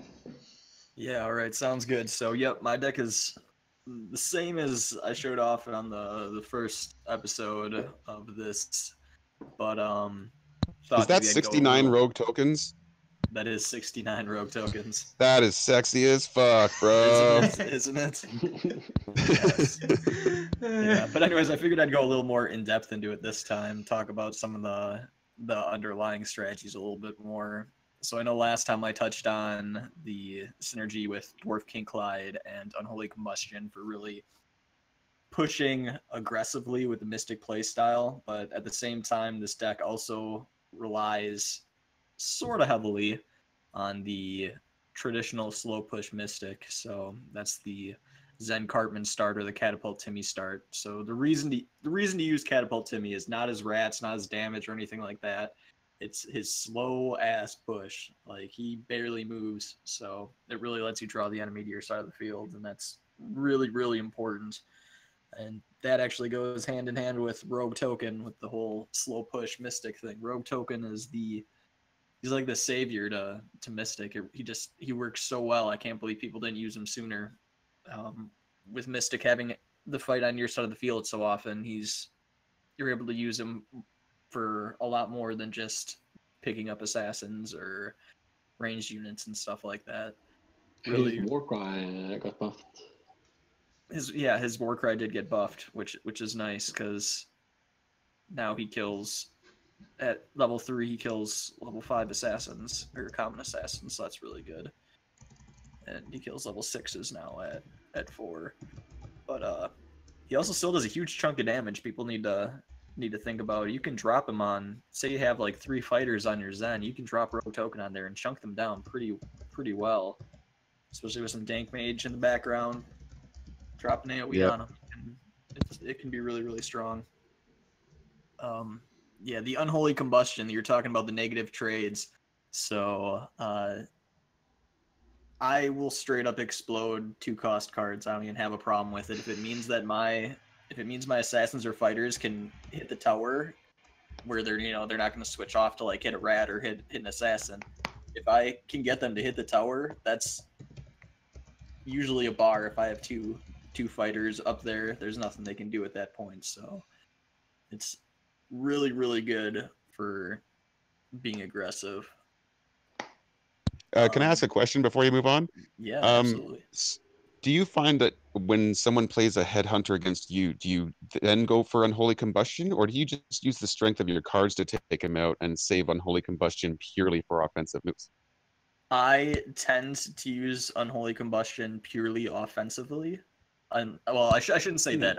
I use Unholy Combustion for a myriad of things, but headhunters and stuff on my side of the field is usually the lowest on the totem pole for me exploding. Okay. The first things I'll always explode are a high-level Stand of Many Moons. Any Mecha Timmy, I'll just blow them up just so I don't need to deal with them. I just don't want to deal with them, so I'll just blow them up. The Robin Tweak CK Ike combo is a definite blow up the CK Ike. I'll blow up Mephistos occasionally. Hook and Clydes, that was mentioned earlier. Alien Clydes. Yeah, I recently found out you can explode the Alien Queen Reds before they go off, so that's been my new favorite thing to do. I managed to get it off like 3 times in a row against the Beach Oak on our team the other day, and that was pretty. So nice. I actually have a question about that. Sure. When Alien Queen Red is throwing her eggs, if you Unholy Combuster, is it the AoE damage killing the eggs, or is it just completely obliterating the card, and that's why the cast goes away? You have about it feels like a half-second window. Maybe it's a whole second, but I think it's like a half-second window that you can explode her before the eggs actually leave her body, and that'll just stop her from using it. So she's got about a half-second wind-up time, whereas Hook and Clyde has like a 1.5 second wind-up time. It's a much smaller window. It's even smaller than Rogue Token, but my God, is that worth the? Is that a great trade? Oh, 5 for 5. Yeah, yeah, absolutely. 5 for 5. You're removing their board wipe. It's probably the best trade you can get with Unholy Combustion. It's super risky though, because if you miss it by that half second, you just killed Alien Queen Red and everyone's poisoned and everyone's dying around you and you just wasted 5 energy basically. Well, yeah, because at that point you're just trading 5 energy for a 2 energy fighter, and you didn't get the 3 energy spell that came with it. Yeah, pretty much. Yep. Yeah, so I've done that with Transmogrify and Yep. lost badly. Yep, it can definitely screw you up if you you have to err on the side of caution when using it, because you'll see me use it. I'll use it as soon as something appears. I won't even know what it is what it is popping up. And God knows I've killed a rat or two and lost a game because of it. So on the other hand, though, it is really fun if you're really trying to BM your opponent and you just start exploding the rats, and you're just like, yeah, what? I can throw away 5 energy on a rat. I don't care. What's the AoE damage like on, what is that, level 5? It's level 4, and Okay. it's 24 AoE damage, 24 damage to new kid. So it's really not, like, it's going to be helpful against a level 5 rats. It's going to chunk them about half their damage with the AoE if you explode one of them. But, like, I would like to see the AoE raised up and keep the new kid low. That's fine with me, but the AoE raised up, that, you know, if you Unholy Combust one rat, you trade all 4 rats for Unholy Combustion. That would be so nice. Yeah. That'd be so nice. Yeah, and then you could use it with, if somebody played pigeons, you could get all 5 pigeons. It would just make trading with that card a little bit more viable. And not to say that it's not a good card to trade with. I just think that would be like next level trading with Unholy Combustion. Yeah, for sure. You could definitely, it would work incredibly well as Zen Cartman too, because you'd get a whole pile of enemies there, and you could just drop a bunch of AoE on them right off the bat. I'm absolutely in love with the card.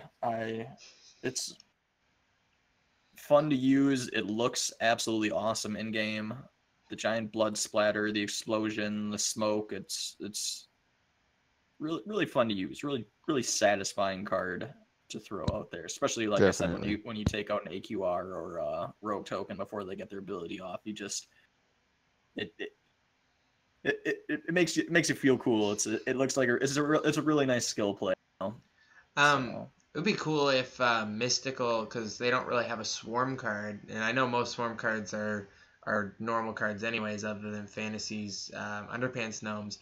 But if they gave Mystical the critters from Unholy Combustion as a Swarm card, and then maybe if you played the critters and then you play Unholy Combustion, you get like bonus damage by having the critters out or something.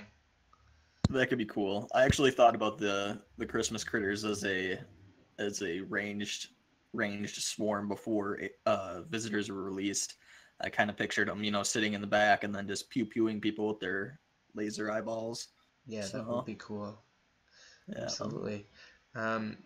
Anyone else have some questions for SDNW, or is there any other combos you want to talk about? I know you said you had a lot more underlying combos that you didn't really get a chance to talk about in episode 1. Yeah, if anyone has any questions, it's totally cool.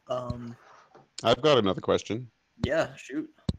Mac kind of touched on its value, and I've definitely noticed it played well at high levels recently. What are your thoughts on Labard Jimmy? I mean, I've got nothing wrong with Friar Jimmy, but that chunk of health he doesn't just immediately deal with critters, but that chunk of health he takes off of every assassin and fighter on the field really adds up, especially with if you've got somebody dealing AoE damage. And I was just wondering if you ever thought that 4 energy Jimmy would be something you would see yourself using or see value in. I don't think I would. For example, if you had him at the exact same level as your Friar Jimmy, would you consider the sub? Yeah, I don't think so, just because my deck has enough removal in it already with Rogue, Dwarf King Clyde, and Unholy Combustion. But he is a decent card. I hate playing against him. Me too. At earlier levels, he was quite underpowered, I felt, but now at the later levels, he does max like 5+. He does 100-something damage, just to everyone on the field right off the bat. So yeah, I think it's 123 if I remember correctly at level 6. Yeah, it's certainly a good card. The thing that I don't like about him is his 4 cost and the fact that Yeah. it's a one-time use thing. So they could drop him and then the opponent could just drop rats right after and you just feel like an asshole, you know. So it I don't like that he's a one-time use thing. Question about actually that Jimmy, since we're on that subject. I personally kind of feel like his attack animation is slower than the other Jimmys. Now, correct me if I'm wrong, but it seems like the wind up for him to take that guitar or whatever you want to call it and hit somebody with it is honestly slower than Enforcer or Friar. It is. Maybe it is. That's a pretty quick attack speed or attack animation. Yeah. Enforcer's definitely the faster of the Jimmys. I haven't paid enough attention to Labard to really Me neither. know for sure. True. Yeah. Cool. They all seem I kind also of like the seem kind healing of off the equally Jimmy. slow compared to Stan to me. Oh yeah, for sure. They're definitely slower, all of them. I like Friar for being able to heal my tower. I know if I don't feel like exploding a Marcus, I'll let the Marcus just walk down the field, chucking pillows at me, and I'll just drop Jimmy back there, and Yep. he'll just heal it right off. He can easily heal the majority of a level 4 Marcus throw in just the time it takes to walk around the new kid. So for a level 5 medicine woman Sharon, because I know Redwine Mimsy talked about her in his deck, she also heals the new kid. If you play her in maybe a mystical deck where, you know, Zen's sitting at the back and they're pushing up on your new kid, do you think her value is almost better than Jimmy's in a sense, or what's your thoughts on that? Jimmy's just a fat fighter. He's like a mini tank almost with his healing. I don't think Sharon can really compare in that sense, but Sharon is definitely... she might be able to compare heal wise, but damage wise she'd never cut it. No. Yeah. Not only that, but she has so low health, so she just dies instantly, and she costs 4 MG as well. Yep. Yeah, I've played against a really bug abusing guy that stuck his Sharon behind his new kid the entire match and just found glad. Wow. Because it has like a 5-second cooldown on her abilities, so she can just constantly. Yeah, it's pretty quick. Yeah, that's a pretty shitty bug, and like I was gonna touch on some bugs at the end here, but honestly we've already touched on instacasting, and we've even talked about a little bit of rubber banding at the beginning. Most other bugs have been pretty much covered. If there's a bug you guys want to talk about, by all means we can bring it up. But yeah, that's probably one of the worst feelings in the world, is when somebody drops a card that has a charge ability behind their new kid and it's stuck there. So you see a gunslinger Kyle just stuck there, and you know, every 4 to 6 seconds it's like just popping an extra 100 damage for 3 seconds on you, and you can't get to him to kill him unless you lightning bolt him. Yeah, I haven't been able to get anything stuck since they fixed it, so nothing in my deck is sticking. So you've been trying. Hey, I always try. I don't know if you remember, but sticking Catapult Timmy was like my pride and joy. I had that down to a science. I could stick him there for the full duration up to his charge, and then I would drop a Friar in front of him or a Stan the Great or a Zen and make him turn around, walk right back, and get stuck again for as long as I wanted. I'd play it like a mini game while I'm playing the game just to see how long I can keep Timmy behind the new kid. I still remember months ago when before Zen had his AoE reduced so drastically. Because I'd accidentally, because he's so fat, I would actually accidentally get him stuck behind the new kid, and you couldn't hit my new kid because I would just activate his ability as soon as he got close, and then your guy would walk all the way around my new kid. Yep. But that was the reason they nerfed that too. Oh fuck, because they nerfed it just so he would be one like pixel short from reaching around the new kid. That's not even a joke. I was rather upset by that, actually. Yeah, that and or his AoE diminishment and Dwarf King Clyde's inability to rush the new kid changed so much of my game. Yeah, true. I got a question for Mac here from Paparasco. If you weren't just mostly free to play and you had the money of a whale to put in this game, what deck would you play? And unfortunately, you can't build a deck right now and send it to me and put it on screen because I'm already set up on my Streamlabs. But maybe you could explain, maybe what cards you would put in your deck or what themes you would play if you had the money to whale out. Whoa, whoa, whoa, whoa, whoa. No one said he doesn't have money. He said he didn't put it into the fucking game. Well, that's what I mean. I was gonna say, I'm pretty sure he's got more money than me. I'm not saying that he's a bum, but I'm just saying like he doesn't want to spend his money on the game, and it's totally respectable. There's other things If he had in real whale life. money. That's just mean. He's got whale money. Let's just assume that, and he's got a better sense to himself than putting money into a game so imbalanced and broken. That's kind of what I was getting at. Like the context of what I said kind of got twisted right there. But yeah, if you wanted to spend your money in the game and you wanted to throw it down the tube for this game when it dies off in like 2 months and everyone that put their money on this game is now just lost it all, what deck would you play? Well, there will always be a bigger spender, so I think I would have gone for like a deck that works as an underdog deck for like eternity, no matter how high level cards the super whales will have. So it would have been a sci-fi and mystic deck with the chip damage focus and mind control focus. Because, okay, let's say that your opponent has like level 7 epics and you as a normal whale only have level 5 epics or something like that. So it would be like Cyber Kenny, Mind Control, the chip damage with Marcus, Marine Craig, the defensive focus with the Angel Wendy, Poseidon, and Sen, and 2 Ghost Fighter Enforcer to defend. Killing Queen Red to defend, and Astronaut Daughters with the Cyborg as a possible like alternative route. Let's say your chip damage fails because your opponent has a lot of healing or something like that. So at least you have like a backup plan to get a bar with the Astronaut and Cyborg. Let's say they drop rats, maybe even put a freeze ray in that deck just to have like an alternate way to win.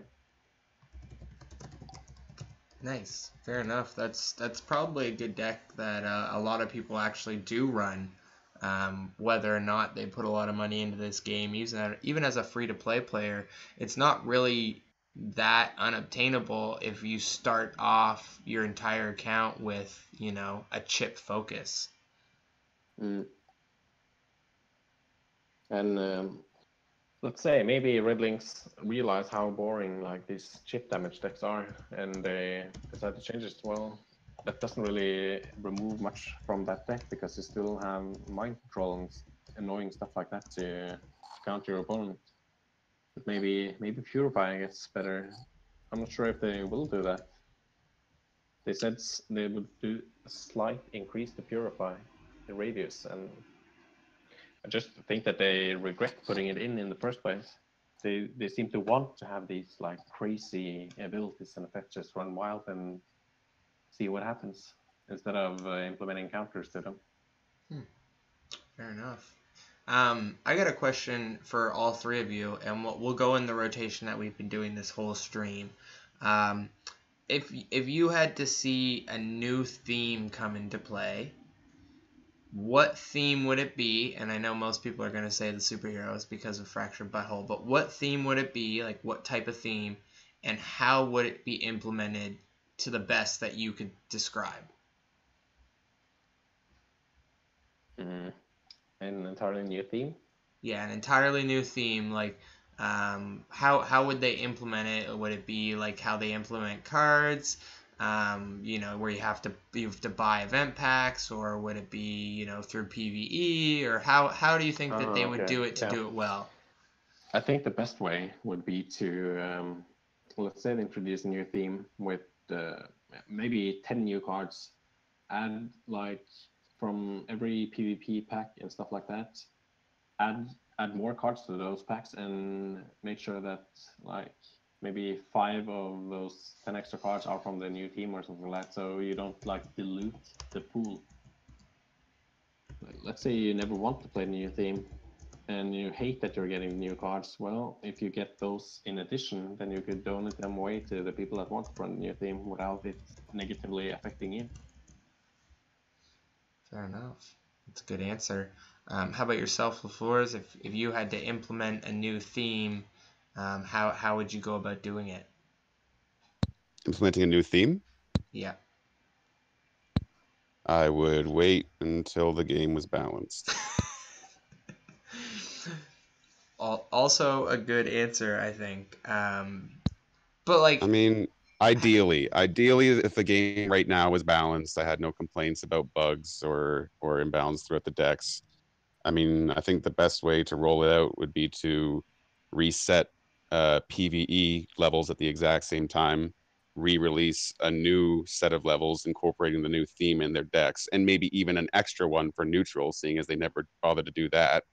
And then release every single card of that deck, at the same time, obviously dropping at the respective rates. People would have to crawl to get them unless they were whale enough to buy every premium pack that was released at that time. But I think that's probably the easiest way to go about it, is kind of do it through PvE chapters, so that there's a kind of simple way to grind, which, by the way, also answers the deck locking questions or problems that so many people like me have a problem with. If you give the whole new theme at the end of the storyline, all of a sudden no one's going to be deck locking an adventure for months. that's true. Yeah, I think that'd be the best way to go about it. And then, have some premium packs for the whales so they can make money off of it, while just bringing every single card of that theme into rotation all at the same time.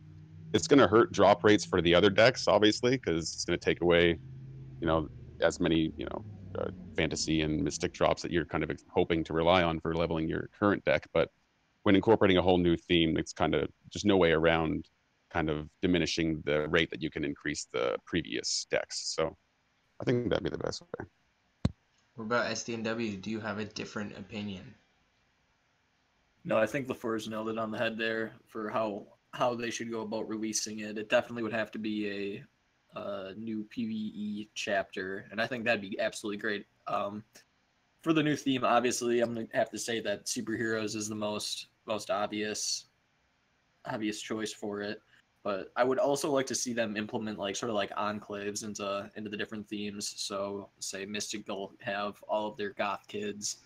Adventure could be given Mexicans and Border Patrol agents. Fantasy, I don't know, but sort of like that. Just have release groups of cards. Yeah, I'd like How to about see. how about the idea of a smaller size deck? You know how most decks, I think, have something like 15 cards, something like that. What about a smaller half-size deck of just Imagination Land characters? Yeah, Imagination Land would definitely be the other They could be the answer for making it easier to release themes, is actually not trying to do entire full-size deck themes, is release minor themes that only have, say, half the amount, or maybe 10 cards or less. That you would have to play with another theme, as a primary theme. So if you played, you have maybe 8 or 10 cards drop. So you obviously have to use Mystic, or you have to use Adventure as a main theme, and use at least 6 cards in your deck, and then use the other 6 from the new theme. Well, not even, because even if the new theme only had 6, most decks you're gonna have neutral as well in there. So out of a deck of 12, 4 from each theme. So even at a 6 card theme, you'd still only have to use 4 of them. Well, yeah, because you'd have to pick and choose which cards would synergize in your deck fairly easily. So I just have my own opinion on exactly how so to all 6 that they released in potential, say, Imagination Land.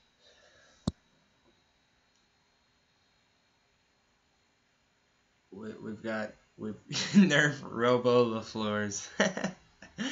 Yep, can't hear you, buddy. Yeah, we've got Stephen Hawking Lefours in the building right now.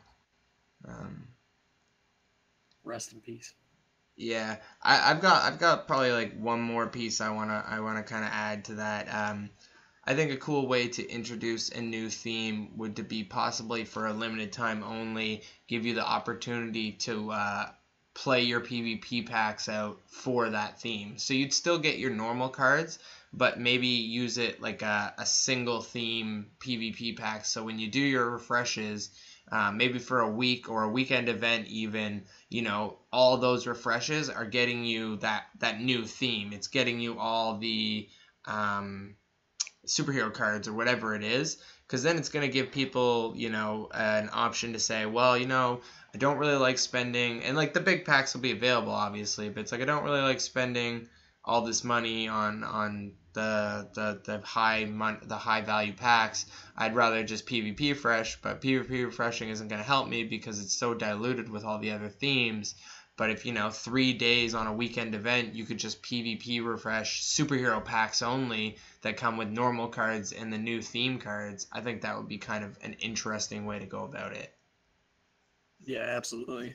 There would definitely have to be some sort of rollout that kind of gets you a mass amount of those cards so that people who have invested so much in all the other themes can actually use them right away, because you can't be running around top 100 and just suddenly pick up new stuff unless you are like some of the whales that are already rocking their level 5 Robo Babies. But well, exactly, and then you don't even have to be like a whale to get a level 5 Robo Baby, because I'm pretty close to getting one myself, and I don't put a whole lot of money in. I'm more of like a dolphin.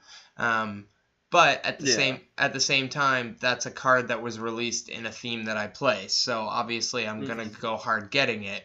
A brand new theme altogether is a lot more difficult to like you said, to drop the theme that you've so heavily invested in and start playing this new theme.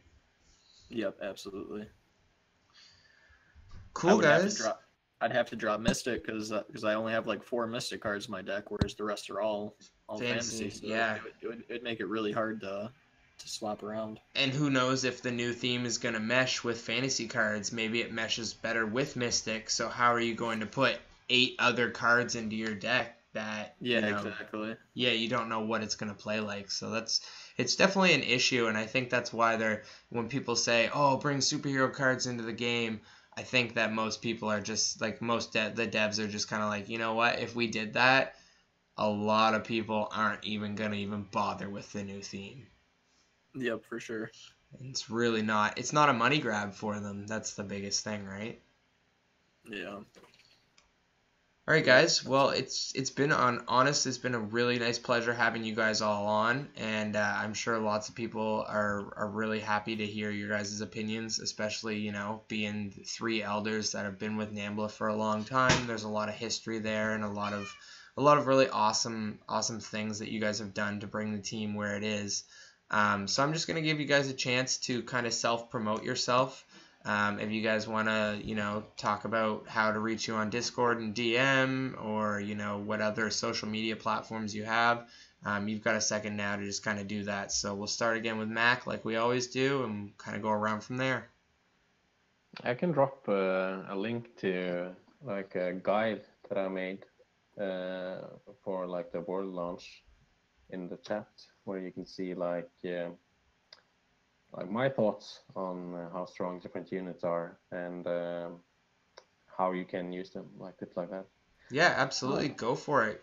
Because a new feature that YouTube has is when people are watching videos now, they can actually see the chat. So if you want to drop that link in, even people after the stream can actually go and view that. Yeah, but there's a slight problem though. I'm not allowed to. Oh, yeah, no, that's like a stupid thing that YouTube does. It's not even like a moderator thing or anything. That's literally that's a YouTube issue. But you can find it in the sidebar of the subreddit. So you can just check it out there if you want to read up on the different cards and how they perform in top 100 legendary. Post the link in the Discord audio chat that we have going on right now, and I'll copy and paste it and put it in the chat for YouTube for you. Done. Perfect. But yeah, you guys if you wanna even, like I said, if you want people to be able to message you or whatever you want, it's up to you.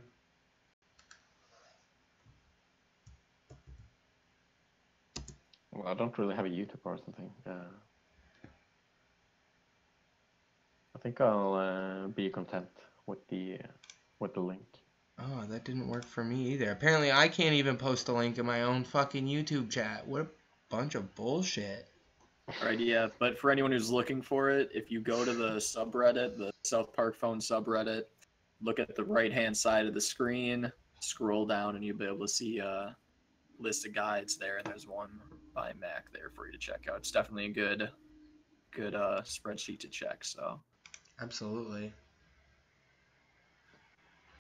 All right, guys. Well, again, thanks for coming on, and thanks to the chat for tuning in today. Unfortunately, I don't know who's going to be on next week, but it's open to all NAMBLA members, NAMBLETS, and NAMBLINGS. So hit me up on a DM on Discord, and we'll set up a date and a time, and we'll get a really awesome stream going on. And I'm sure there'll be something new to talk about next week. So thanks for tuning in, guys, and keep it